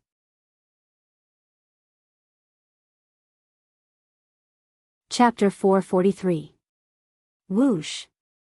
The wind waves, fire waves, and gravel caused by the strong explosion were constantly flying in all directions with the whistling of the wind. From time to time, they would rush to the sky and expand from time to time, turning the area within 100 meters of the center of the explosion into a scene like a red lotus hell. Under the attentive gazes of countless people in the distance, the wind and fire waves finally slowly dissipated, gradually allowing the scene within to be exposed under the sun once again. The first thing that entered everyone's line of sight was a mess on the ground. Just like a joke, the ground that was still intact not long ago seemed to have been hit by a huge meteorite falling from the sky at this moment, exposing pitch-black rock formations and terrifying craters. Traces of smoke and fire were still undulating in the corners of the huge crater. The inside of the huge crater was all scorched black as if it had been burned by a raging fire. And in the huge crater, a figure holding a pitch-black knight's sword with 2 pairs of light wings made of black light on his back was undulating with a brilliant white light. His body was very clean, and the previous shocking explosion seemed to have been completely annihilated by the layer of brilliant white light on his body. It did not cause any damage to his body. That was naturally Noah. Not far away from Noah, another figure knelt on the ground with one knee on the ground, his hand covering his chest. His entire body was emitting light smoke, and the black gas-like manna around him had completely dissipated. He looked extremely miserable. Clearly, compared to Noah, Hades had indeed suffered a direct hit from the shocking explosion just now, and he was even injured. The person who could overwhelmingly suppress Makarov was injured in the hands of Noah just like that. This fact shocked the group of fairy tales magic shooters and made them extremely excited. Good. Naz could not help but shout.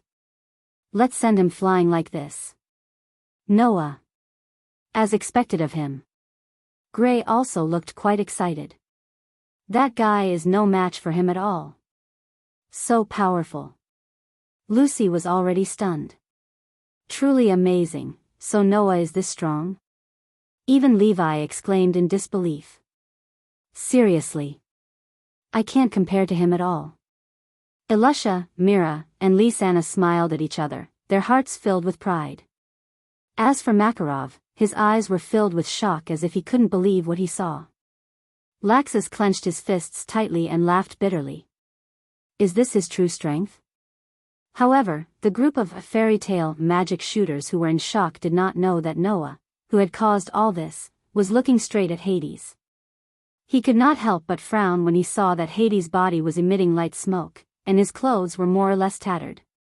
He seemed to be in a sorry state, but in fact, he did not suffer much damage at all.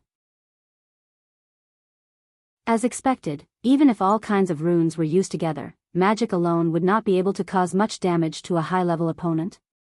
There were actually many limitations to magic. Even the seemingly all-encompassing rune magic was the same. For example, its power was weak. Unlike the magic of this world, the advantage of magic was that it had a corresponding effect in all kinds of fields, but in terms of power, it was not particularly outstanding. After all, magic was originally a kind of power that existed in the root, and there was only so much of this kind of power. The more people who used it, the weaker the magic would be. Therefore, magicians would treat the concealment of magic as the most important thing. Therefore, even if Noah used all kinds of powerful runes together, it would not be able to cause much damage to Hades. Of course, since Noah said, as expected, it proved that he had more or less guessed the situation, so after detonating the runes, he added a real blow. If someone were to observe carefully, they would definitely be able to discover it. In Noah's hand, the tip of the knight's sword was dripping with a trace of dark red blood. And in Hades's hand that was covering his chest, traces of dark red blood also slowly flowed out. Feeling the pain coming from his chest, Hades's face slightly twisted. It was because of anger. To actually do it to this extent, it seems that I still underestimated you, little brat. With a gloomy voice that contained extreme viciousness, Hades stood up, and his gaze that seemed to be able to cut people into pieces directly nailed onto Noah's body. But, you don't think that you can beat me like this, do you?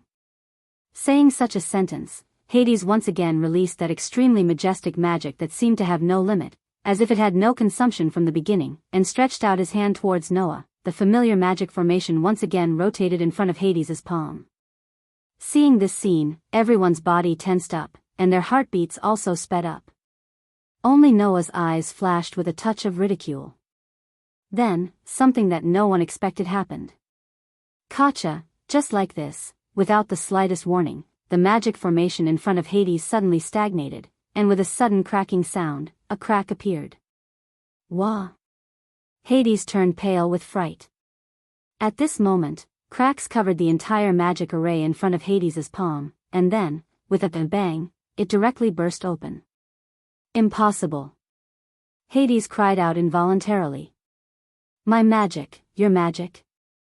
On the opposite side, Noah sarcastically smiled and suddenly raised a knight's sword in his hand.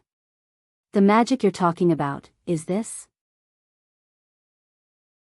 As soon as his voice fell, the pitch-black knight's sword in Noah's hand suddenly ignited a burst of blue flame, and a magic formation that was exactly the same as the one used by Hades fluctuated in front of the sword, and with a crisp sound of collision, it spat out a magic chain. Whoosh! In Hades's fiercely narrowed pupils, the magic chain was like a bullet that shot out of a barrel. With the momentum of a meteor, it flashed through the air, and with a sharp sound, it fiercely shot towards Hades's direction. Hades reacted in time, and hurriedly retreated. His figure flashed, and he quickly dodged to the side.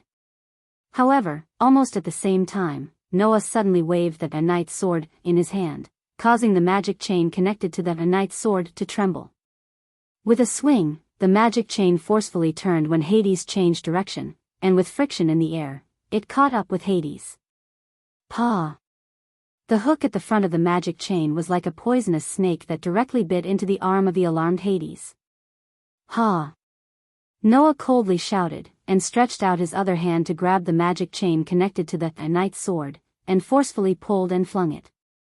Suddenly, the magic chain that bit Hades' arm pulled Hades up, and heavily threw him to the ground. Pung! Hades, who lost his balance, fell to the ground with his back, and fiercely smashed into the ground.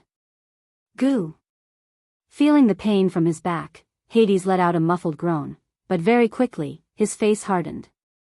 He stretched out his hand to grab the magic chain, and using it to jump up, he once again landed on the ground. He also forcefully pulled on the magic chain, and fought with Noah. While pulling on the magic chain, Hades stared at Noah, his eyes were filled with viciousness and disbelief. You took away my magic? Noah met Hades' eyes full of disbelief, and the corner of his mouth raised into a provocative arc. Noah's knight's sword had the true power of the Black Tea King. It was a power that could take away the ability of others.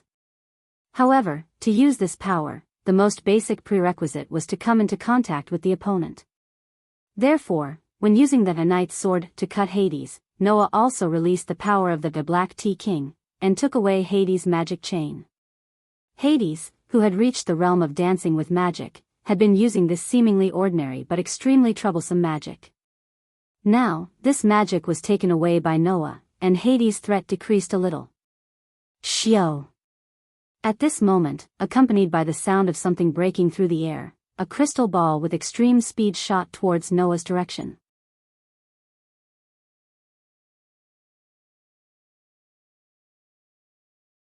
Chapter 444. Whoosh! When the sound of something breaking through the air approached from afar and shot towards Noah's direction, most of the magic shooters from Fairy Tale who were watching the battle from afar did not notice it. Only those who were able to sense it were Makarov, Alusha, Mira, and Laxas, who were all S-rank magic shooters and above. At that moment, everyone, including Laxas, was suddenly startled. Careful! Actually, Noah did not need to be reminded as he had already sensed it. Although he was wholeheartedly in a state of battle, when there was hostility, malice, and killing intent directed towards Noah, Noah's sensing ability would automatically be triggered, allowing him to sense everything. Therefore, when the sound of the crystal ball piercing through the air was heard, Noah immediately noticed the crystal ball that was shooting towards him. Without any hesitation, he lifted the knight's sword that was connected to the magic chain at the front end. However, at the same time, the crystal ball that was shooting towards Noah like a bullet stopped for no reason and changed its direction, shooting towards the tip of the knight's sword. There, it was connected to the magic chain that bound Hades. Bang! In the next moment, under the direct attack of the crystal ball, the magic chain connected to the knight's sword was broken with a muffled sound. Noah and Hades, who were wrestling through the magic chain, both lost their balance because of the broken chain. Their bodies were thrown backwards, but they immediately stabilized themselves. Until then, the crystal ball that had turned into an afterimage and shot through the magic chain slowly slowed down and slowly fell into the hands of a young girl. Who else could it be other than Erudia? Noah turned his head and stared coldly at Erudia. The killing intent that flashed in his eyes made Urrutia feel a chill in her heart. She could not even maintain her typical charming smile and subconsciously avoided Noah's gaze. It seemed that she was afraid of Noah. However, that was not strange. Who was this man in front of her? He was someone who could confront the devil's heart head-on and turn the situation around several times.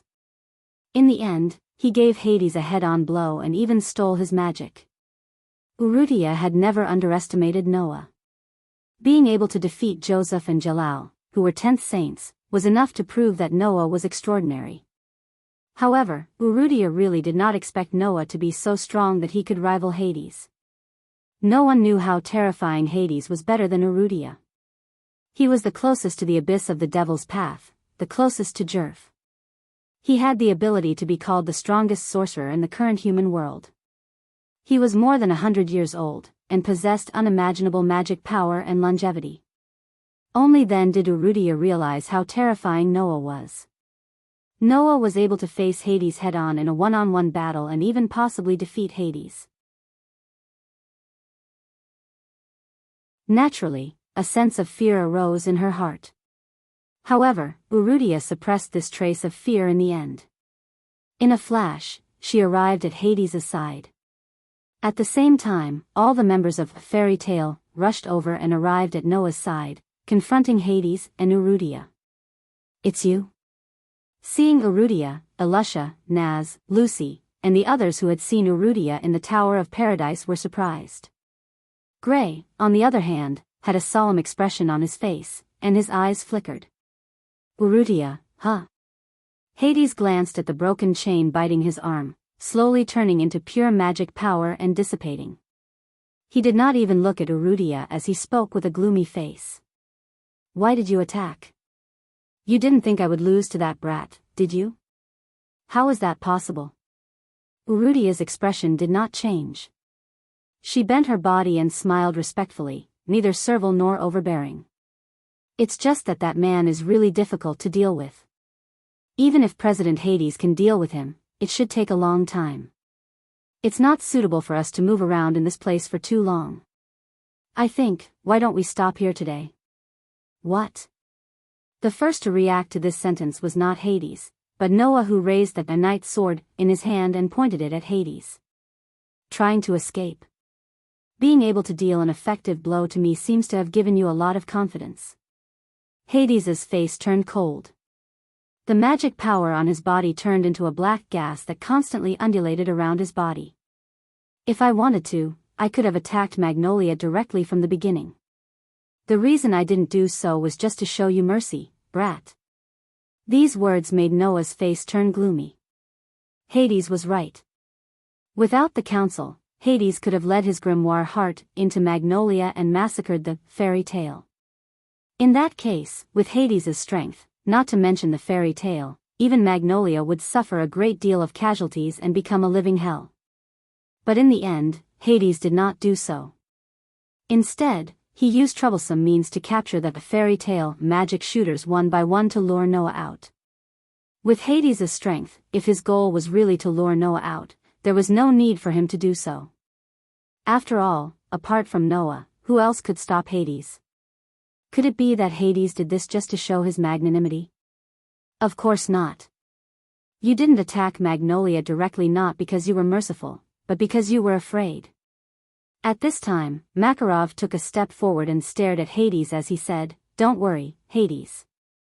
Although I don't know what your goal is, you shouldn't have forgotten your words, right?" "Impossible. In Fairy Tale, there is that existence," Makarov said in a deep voice. "You were afraid of that, so you didn't attack Magnolia directly, right?" Precto. When these words came out of Makarov's mouth, Hades's expression became extremely unsightly, but he did not refute. Not refuting at this time was equivalent to admitting to it. So, Noah finally understood why Hades would do such a troublesome thing as kidnapping the Fairy Tale magic shooters to lure Noah out. It was not because Hades was merciful, but because there was something in a Fairy Tale that even Hades was afraid of. It was that Makarov mentioned. What was in a fairy tale that even someone like Hades was afraid of? I've never even heard of it before. Not only Noah, but the rest of the people in a fairy tale also showed doubtful, puzzled, or at a loss. Not to mention the people in a fairy tale, even Urrutia frowned and looked at Hades in bewilderment. Could it be that there was something in a fairy tale that even someone like Hades was afraid of? In the end, no one could answer this question. The black miasma around Hades slowly dissipated. He glanced at Makarov with a sinister gaze, then looked at Noah. After a while, he said these words. "All right. That's all for today." After saying this, Hades turned around. "Although I'm only here because I'm interested, to be able to know that there's such a person in fairy tale, and to be able to test the strength of the other party, it can be said that I didn't come here in vain. But remember, the way fairy tale exists is wrong. For Jerf, for the world of magic, I will destroy fairy tale with my own hands." After saying this, without giving anyone a chance to react, Hades and Urrutia suddenly floated up and flew into the sky at an extremely fast speed. They were taken away by a ray of light. It was the light that shot out from the magic airship. Noah and the others watched the magic airship fly to the other side of the sky and fell into silence.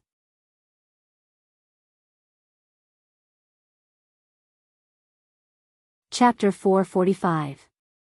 By the time all the sorcerers in fairy tale had returned to the guild, the sky had already darkened. However, today was the only time that fairy tale still managed to gather everyone even though it was already night time. Makarov questioned the missing members about the events of the past 2 days.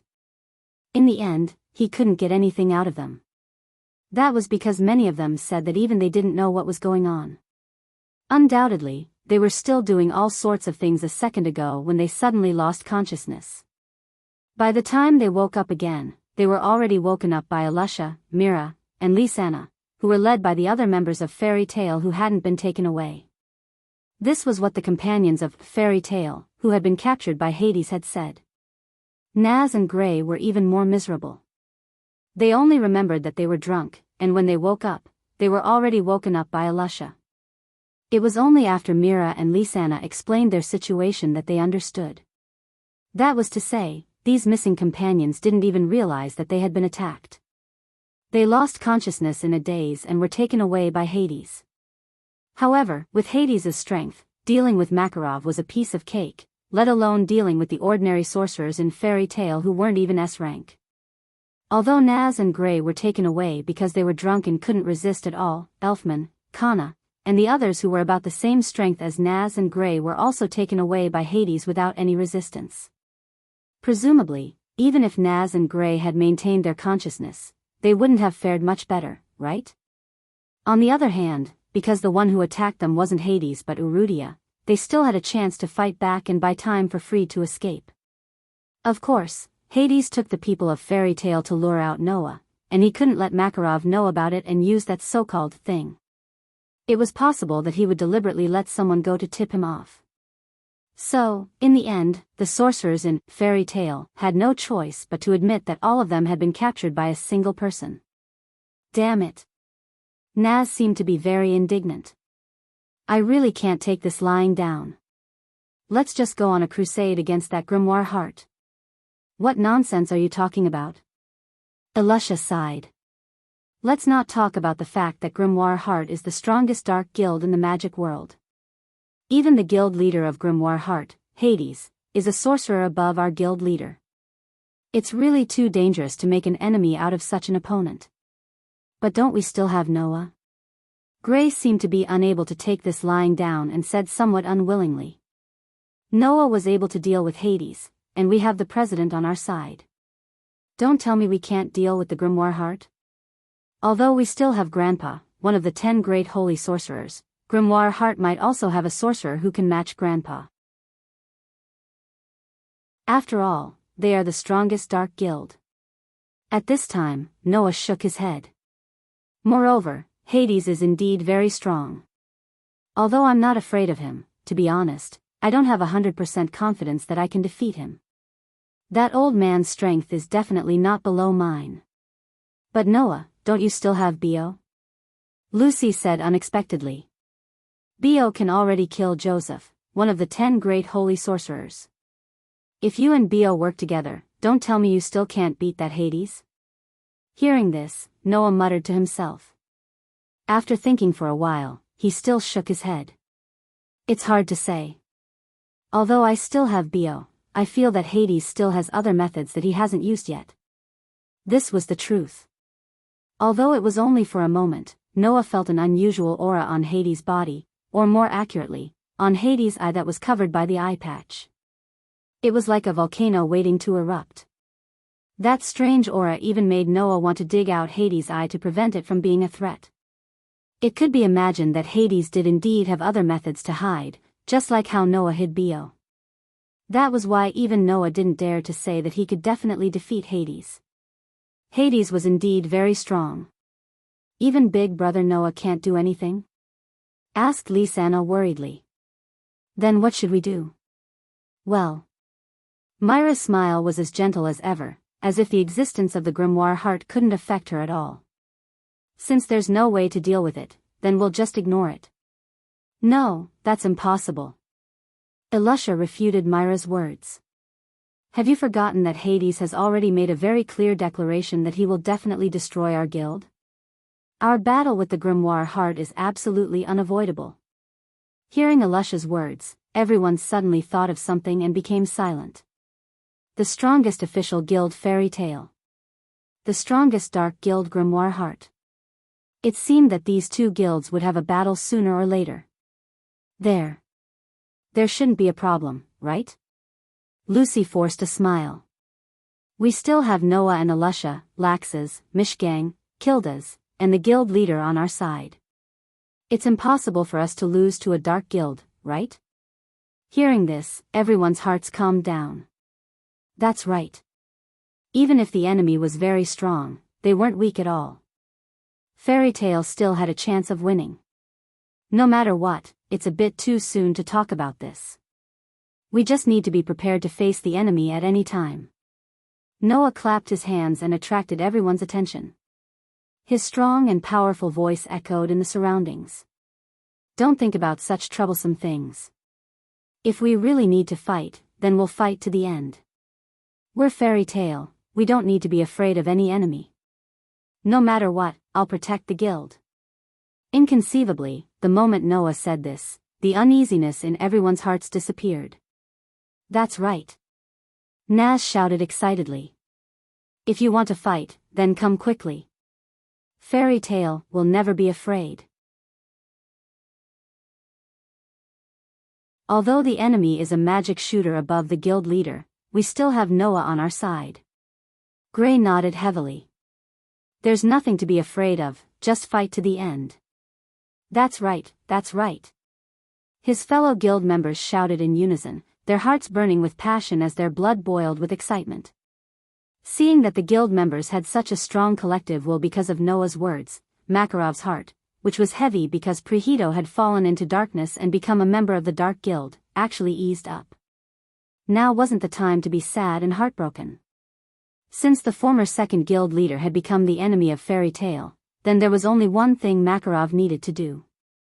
Fight. It was that simple. Thinking of this, Makarov's heart also settled down. Then, as if he had thought of something, his eyes became sharp. The battle with Grimoire Heart is unavoidable, but before that, we have to deal with another matter first. Saying this, Makarov turned his head and silently looked in a direction. Around him, the group of Fairy Tale's magic shooters seemed to have understood something.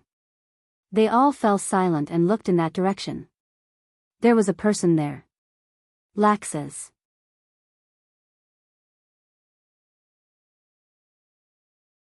Chapter 446. An indescribable silence pervaded the entire Fairy Tale Guild.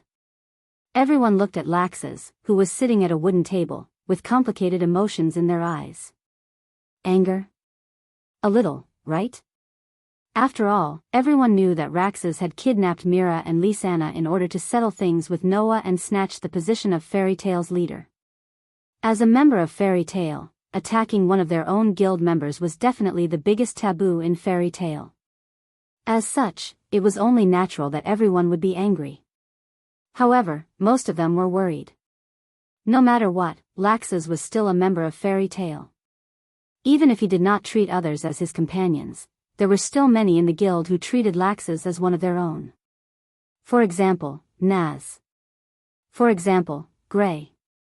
And for example, Alusha, Mira, Lisanna, and the others more or less treated Laxus as one of their own. Under such circumstances, it was natural for them to be worried for their companions. Even Noah could not help but sigh when Makarov said that he wanted to deal with Laxus. Noah had felt anger, sympathy, pity, and pain towards Laxus, but he had never hated him. That was because Noah knew that Laxus was not a bad person.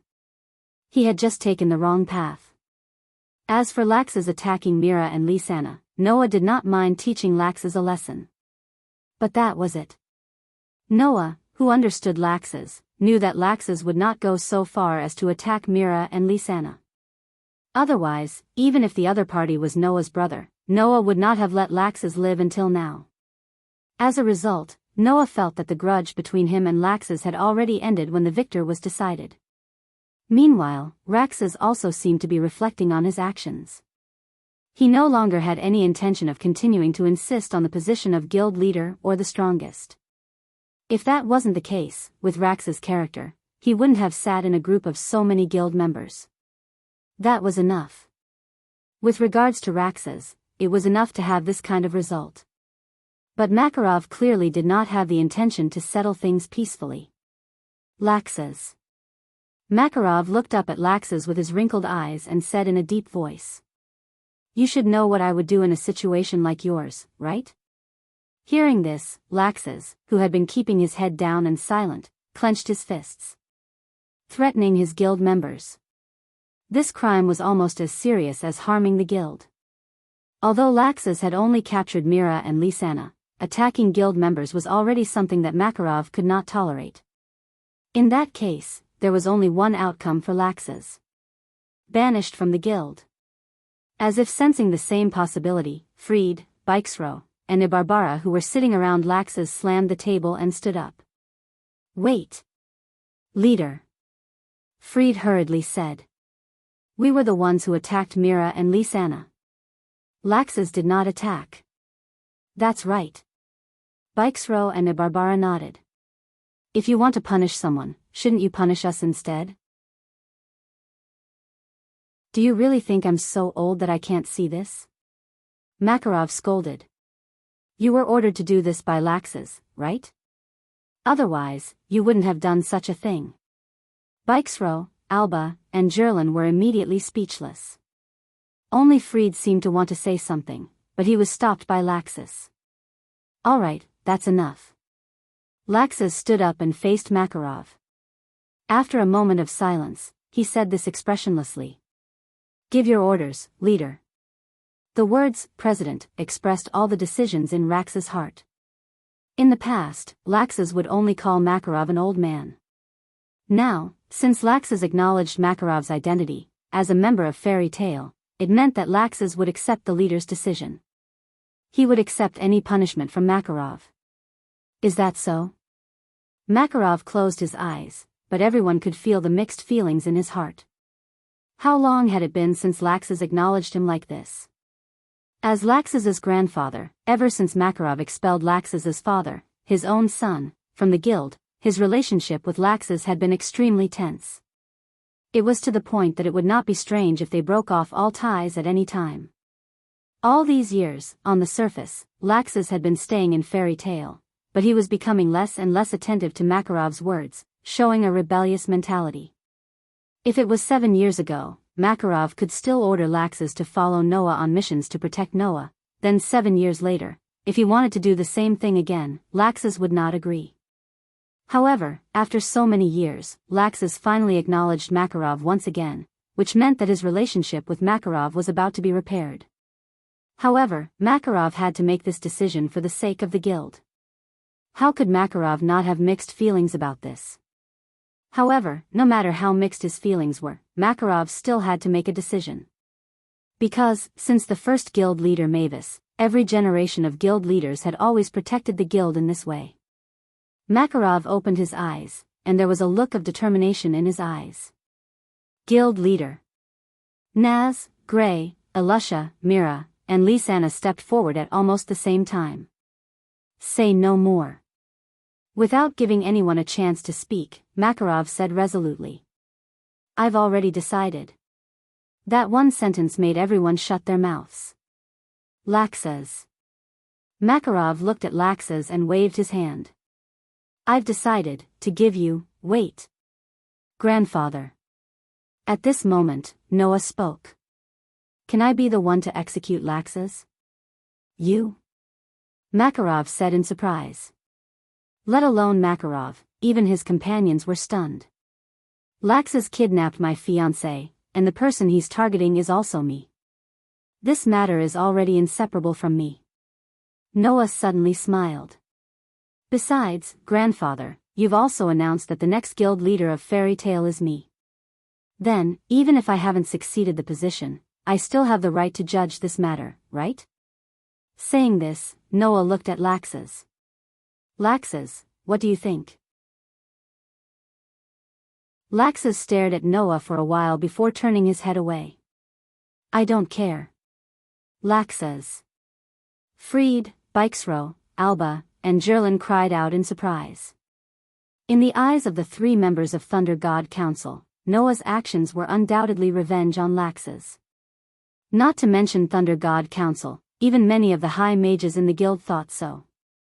Only Mira, Lisanna, Alusha, Naz, Gray, Lebby, and the others looked at each other and smiled. Makarov's eyes also flickered. After a while, he exhaled and turned his back. Very well, it's up to you to decide. Noah smiled and shrugged. In that case, Laxas, as the fourth guild leader, I've decided to put you under house arrest.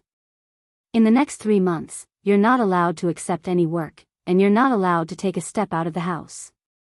Reflect on your actions. Can you accept this? Hearing this, everyone finally understood. Noah didn't want revenge. He was just forgiving Laxas in disguise. Understanding this, Mira, Lisanna, Alusha, and the others smiled helplessly. Even Freed, Bikesro, and Alba looked at Laxas in surprise, but they were also a little worried. They were worried that with Laxas's personality, he wouldn't appreciate it. However, it was obvious that everyone was worried for nothing. House arrest. Laxas was slightly dazed. The next second, he smiled. His smile was as if he was suddenly enlightened, but also as if he was troubled. I understand. Immediately, everyone laughed. Many of them even made fun of him. For Laxas, this punishment might be quite unbearable. After all, it was too much of a punishment for a child, wasn't it?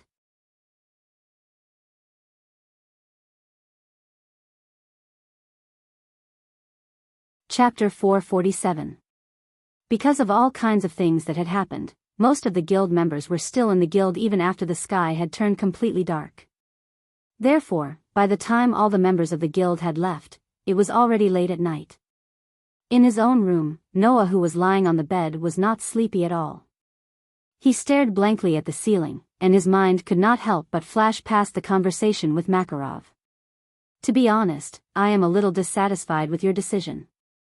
Just when most of the guild members had left, Makarov came alone to Noah's side and said with a complicated and angry tone. Laxas attacked one of our guild members. You should have given him a heavier punishment for this kind of situation. You can even expel him from the guild, but you have only confined him. How can you let your guild members feel at ease? The number 1 guild in the Fiori Kingdom. This name sounded very intimidating, but a guild was still a guild. Although the fairy tale was very famous, its nature still did not change. To put it bluntly, a guild was actually just a place for magic shooters to choose and execute their jobs. It was a place for mutual benefits. Naturally, no one would be willing to stay in a place where there could be a threat at any time. If a situation like Laxas, who attacked one of his guild members, was not dealt with properly, it would definitely bring a lot of unease to others. Who wouldn't feel uneasy when there was a dangerous person by their side at all times? Therefore, This kind of bad situation where one attacked one of their own had to be dealt with seriously. Otherwise, not to mention whether it would be able to convince the public, there would definitely be disputes in the hearts of others, and this would lead to cracks and chaos within the guild. It was precisely because of this that even if Makarov could not bear it, he had to expel Laxus from the guild. When Noah voluntarily proposed to deal with Laxus's matter, Makarov more or less guessed that Noah was going to be lenient, but he did not expect it to be to this extent. As a result, Makarov was dissatisfied. "Grandpa, I can understand your desire to protect the guild, but can you have a little more confidence in everyone in the guild?" Noah sighed in response to Makarov's dissatisfaction. "Although I may sound like I'm boasting, Fairy Tale is really a great place. Even if there are people like Laxus who have done something wrong, the guild members will still care about old friendships. As long as there are friendships, then no matter how small these friendships are, it will become an excuse for the guild members to forgive Laxus. So, I'm confident that if I handle things this way, not only will everyone not feel uneasy or dissatisfied, they will even be very satisfied." "Grandpa, don't you understand?" "That's true." Makarov still couldn't let it go.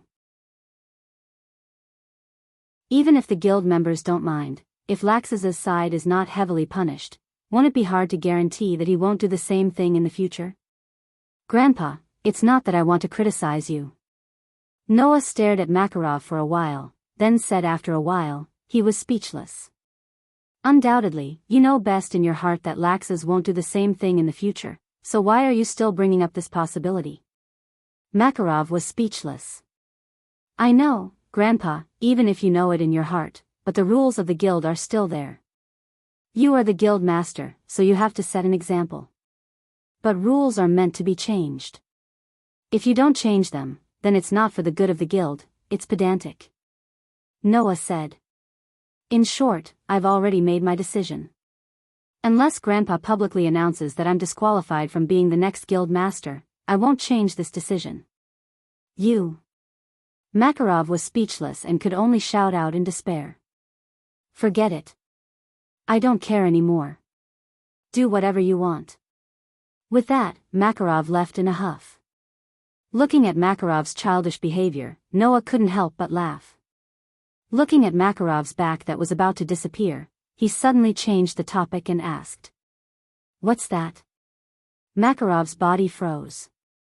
Noah didn't say anything else and just stared at Makarov's back without saying anything. Noah believed that Makarov could feel his gaze and understand his question. During the confrontation with Hades, Makarov said that Hades didn't attack Magnoria with great fanfare because of the existence of that in Fairy Tale. But when did Fairy Tale have something that even a character like Hades was afraid of? Although he left Fairy Tale for about 6 years, Noah grew up in Fairy Tale and was Makarov's grandson. It was impossible for him to not know about Fairy Tale. Then, what is that? If there was something that even Hades was afraid of, was it discovered in the 6 years after Noah joined Fairy Tale, or did it already exist? And from Makarov's performance during the confrontation with Hades, the so-called that didn't seem to be something that could be openly taken out. It definitely couldn't be ignored. Therefore, Noah had to ask this question. That's not something that can be casually asked. "I hope you don't ask." Under Noah's gaze, Makarov's stiff body gradually relaxed, and he sighed. "That's true, but as the next president of Fairy Tale, you are qualified to know this matter." After saying such a sentence, Makarov left without looking back. "When you become the president of Fairy Tale, I will tell you everything, but before that, don't ask anything, and I won't say anything." After saying that, Makarov left directly. Looking at Makarov's gradually fading back, Noah didn't move at all and remained silent for a long time. Thinking back to that conversation, Noah's heart couldn't calm down. Although he didn't know what the so-called that in a fairy tale was, but if it could threaten Hades, then it could most likely threaten Noah as well.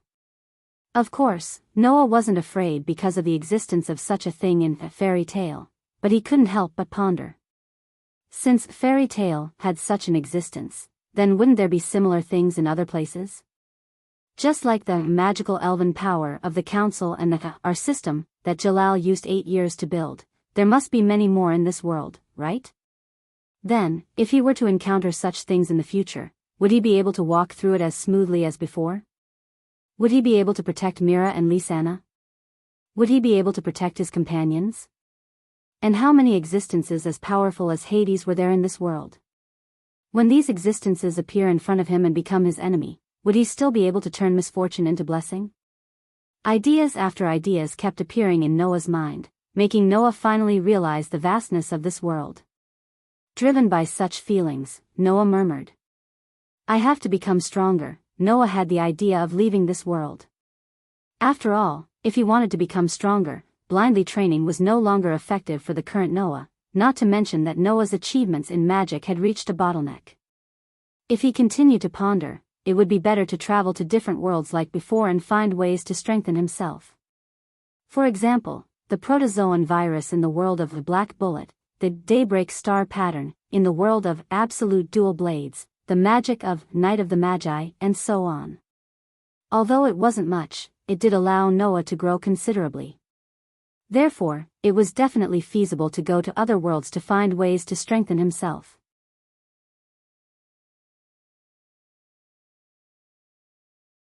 Chapter 448.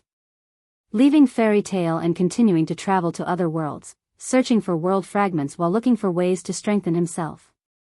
This thought almost instantly occupied Noah's entire mind. Originally, Noah knew that he would sooner or later embark on a journey to other worlds, but he never thought it would be so soon. It had been less than a month since Noah had returned to Fairy Tale, and it was only recently that he had confirmed his relationship with Mira and Lisanna, as well as the marriage contract. Although Mira and Lisanna could understand Noah's decision and would not oppose Noah's departure, Noah really did not want to leave them so soon. Besides, the fairy tale also had the threat of the devil's heart. Hades had already announced in public that he would destroy Fairy Tale sooner or later. No one knew when this declaration would come true. Noah was worried that in the process of going to other worlds to train and travel, the Fairy Tale would be attacked by the Grimoire Heart. In that case, without Noah, Fairy Tale would really end up in a disastrous situation. After all, even Makarov had been suppressed by Hades. With the strength that Hades had shown, even if Kildas, Laxas, and Mishgang were to participate in the battle, as well as the rank Alusha and Mira, it would be difficult to defeat him. Apart from Noah, there was really no one in Fairy Tale who could suppress Hades. Perhaps, if Naz's potential was fully unleashed, it should be possible. Noah did not know why this thought appeared in his mind. Naz had unlimited possibilities. This was something that Noah had known for a long time. Therefore, at a critical moment, a fully unleashed Naz might really have a way to deal with Hades, right? However, this possibility was too baseless and could not be relied on at all. If he wanted to deal with Hades cleanly, then it was necessary to go to other worlds to find opportunities to become stronger. However, once he left this world, Noah could not be sure when Hades would bring the Grimoire Heart to Fairy Tale to cause trouble. In this way, the whole problem had reached a dead end. Of course, Fairy Tale still had that thing that Makarov had mentioned. Presumably, Hades would not be able to rashly cause trouble for Fairy Tale in the short term. However, what should he do if he slowly disintegrated the guild in secret like last time? Coupled with the fact that he could not bear to part with Mira and Lisanna, Noah fell into a dilemma. At this moment, Noah felt his heart suddenly skip a beat as though it was reacting to something. There was an inexplicable feeling in his heart. What's going on? Noah was a little surprised as he clutched his heart, feeling that inexplicable feeling grow stronger and stronger. He could not help but feel a little anxious. After hesitating for a while, Noah seemed to have an epiphany and had such an idea. Let's go back to Between Worlds to take a look first. With that thought, Noah closed his eyes. In the next moment, without any warning, Noah, who was lying on the bed, inexplicably disappeared, causing the entire room to lose the aura of a living person. What entered his eyes was still pure white as always. Ding! In the light sound, pieces of intact or incomplete feathers floated back and forth in the pure white world. Like little birds, they happily gathered beside Noah, who had suddenly appeared and circled around him, as if they were welcoming Noah. Looking at these feathers, Noah felt as if he was looking at a spoiled child. His entire heart calmed down, and it was unbelievable. At this time, a voice appeared in Noah's mind. "Can you hear my voice? Little Noah." When he heard this voice, Noah's first reaction was to jump in fright. So far, in Between Worlds, Noah had never heard a second voice other than himself, let alone a second person. Being able to enter Between Worlds was like Noah's privilege. At least, Noah had never seen a second person here. Now, with such a voice suddenly appearing, it would be strange if Noah was not scared. However, immediately after, a second voice also sounded in Noah's mind. "Don't be surprised, other than you, no one can get rid of the world's shackles and enter Between Worlds through the world's barrier. Right now, we are only talking to you through the world's barrier." This was a very cold voice, and it was not an exaggeration to say that it was indifferent. The voice in front was slightly more cheerful, and it felt a little like a child's naivety. These two voices formed a sharp contrast in all aspects, causing Noah's memories to awaken. At this moment, Noah said with some surprise, "Is it Gaia and Alea?" Just as this sentence fell, the cheerful and naive voice from before sounded with strong dissatisfaction. "Not Gaia, it's Mother." Hearing this sentence, Noah immediately confirmed that the owner of the voice was Gaia and Alea. "Although we are now in different worlds, as the representatives of the world's will, we still feel that you seem to be troubled, so we called out to you." Alea's calm voice echoed in Noah's mind. "Actually, we just want to tell you this, do what you want to do." "Do what I want to do?" Noah was stunned. "Little Noah, you have to remember that you are an existence chosen by all the worlds. You are the darling of all the worlds," Gaia said seriously, which was rare for her. "You are helping the world, and the world will help you. Although the world can't directly bestow you power and use it in a world that already exists, at least the world won't cause you trouble when you are helping them. Pray," Alea said concisely. "Pray to the world, tell your troubles, and the world will respond to you." Hearing this, Noah's heart involuntarily throbbed, causing him to speak out the voice in his heart. "I am just worried that my departure will cause trouble for my lover and family." Undoubtedly, this was just a superficial statement, but Gaia and Alea seemed to have seen through all the thoughts in Noah's heart and understood the beginning of the whole thing. "What?" Gaia's voice sounded a little discouraged. "I sense the troubles in your heart across two worlds. I thought it was something very serious, but in the end, it was just this?" Not to mention Gaia, even Alea seemed to be in disbelief. "This problem isn't that hard to solve." Noah was stunned at first, then he was delighted. "Is there a way to solve this problem? A world has a past, present, and future," Alea said. "However, in the Between Worlds, there is no such thing as past, present, or future. Little Noah, the place where you are now is the place where all the worlds exist. When you entered Between Worlds, you were already outside the timeline. It is very similar to our situation in this world." Gaia continued Alea's words. "Then, here is the problem. When you enter a world in Between Worlds where there is no timeline, little Noah, you must also enter the timeline of this world. Then, how did you determine the time of your arrival in this world?" Hearing Gaia's words, Noah was also suspicious. Using Gaia and Alea's words, a world has different time points, namely the past, present, and future. Since Noah existed in Between Worlds where there was no timeline, then when he entered a world, how did he determine the time of his arrival? Thinking about this, Noah immediately thought of a possibility.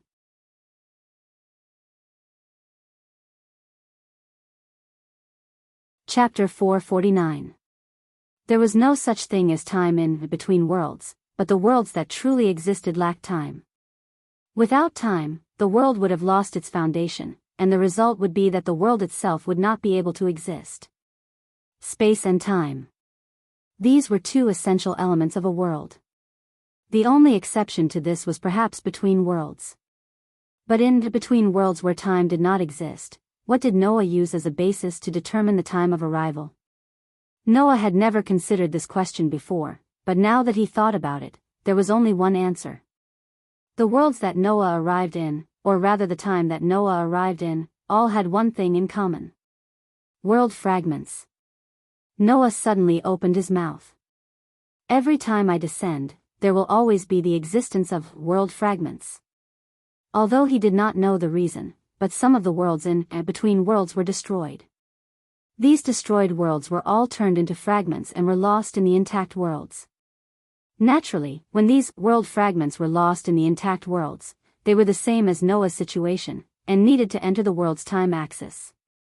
Then, if Noah arrived at a time when the world fragments were not present, then wouldn't he not be able to find the world fragments? Thus, if Noah wanted to find the world fragments, he could only arrive at a time when the world fragments were present. Correct answer. Gaia responded energetically. When little Noah chooses to arrive in a world, the world will automatically send you to a time when the world fragments are present. Although the world is not a dry world, it can faintly sense each other. Thus, when you encounter a clue to the world fragments, you will receive a hint from the world. Alea explained with a completely emotionless voice. It's the same principle as the last time when we could vaguely sense which parallel space the world fragment that exists in our world is in. Of course, the world will also know the time when the world fragment that is lost inside is located and send you there.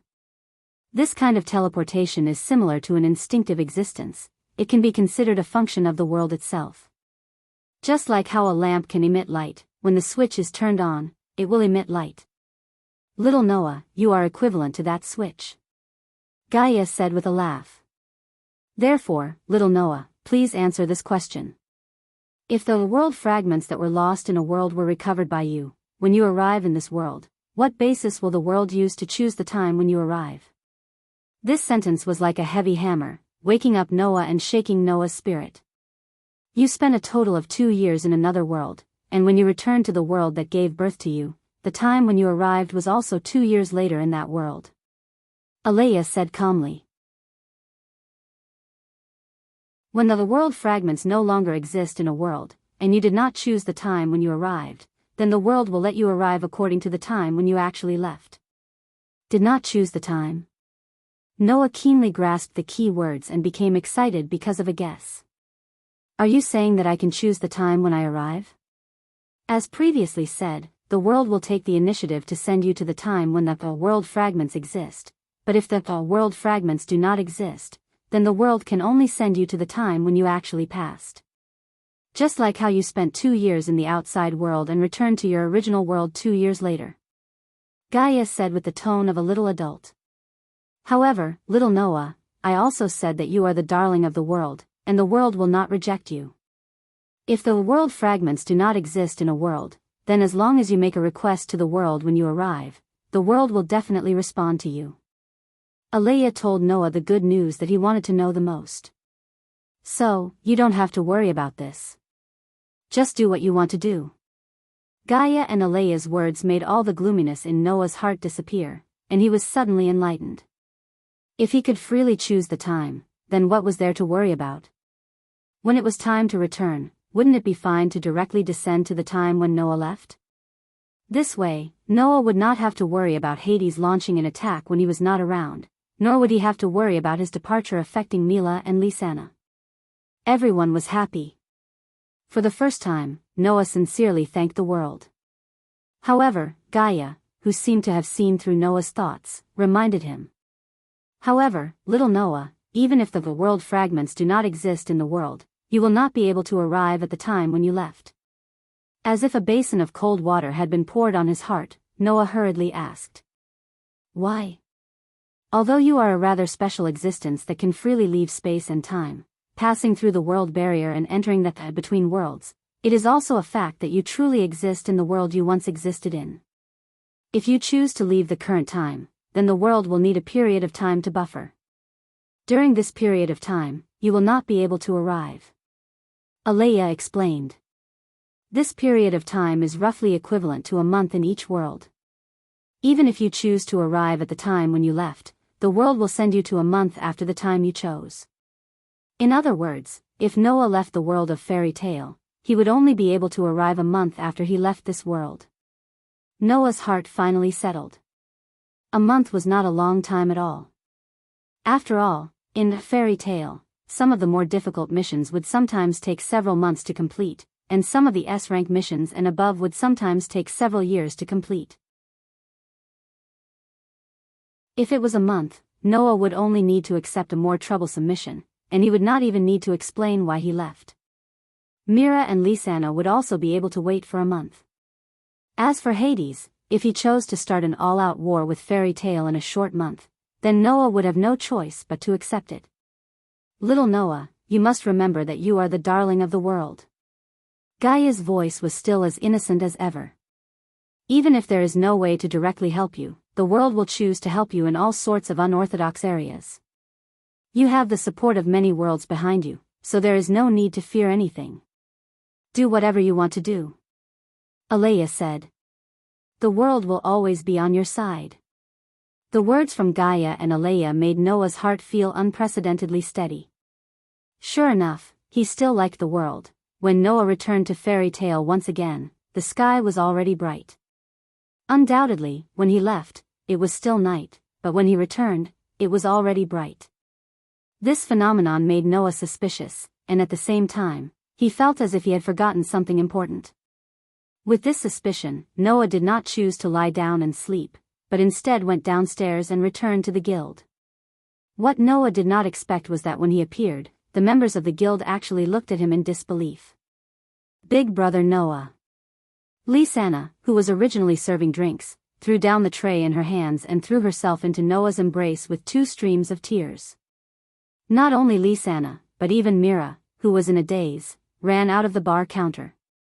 In a state of panic, she almost fell down. She rushed to Noah's side and tightly grasped one of his arms. Tears almost flowed out of her eyes. Just as Noah fell into a daze, Elisha and the others rushed over aggressively. You bastard. Why did you disappear without a word? Gray fiercely punched Noah. Do you know how worried we were? You're exaggerating, aren't you? Noah said blankly. Didn't I just leave for a while? A while? Elisha glared at Noah. You disappeared for an entire month.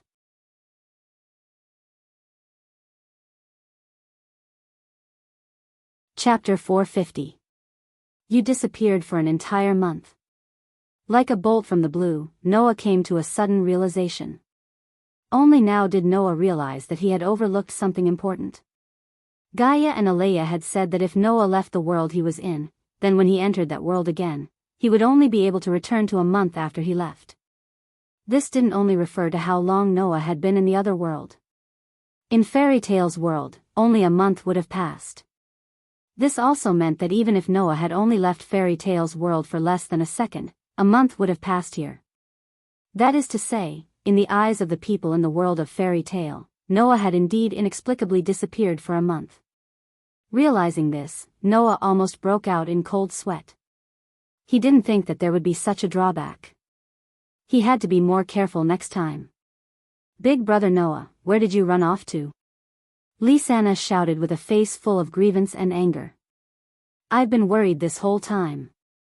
The group of Fairy Tale's companions also glared at Noah, especially Elisha, Naz, Gray, Lucy, Lebby, and the others. They all looked like they wanted to bite Noah, causing Noah to bitterly smile in his heart. Who knew that the result would be like this? Noah could only glance at Mira for help, but what he received was Myra's indignant expression, causing Noah's bitter smile to become even more intense. Even the gentle Mira was like this. It seemed that his 1-month absence had really worried everyone. Originally, Noah had wanted to come back and say goodbye before leaving. Otherwise, disappearing for a month without any reason would definitely cause his companions in Fairy Tale to worry. But now, it seemed that the result would be the same. Fortunately, it was only a month.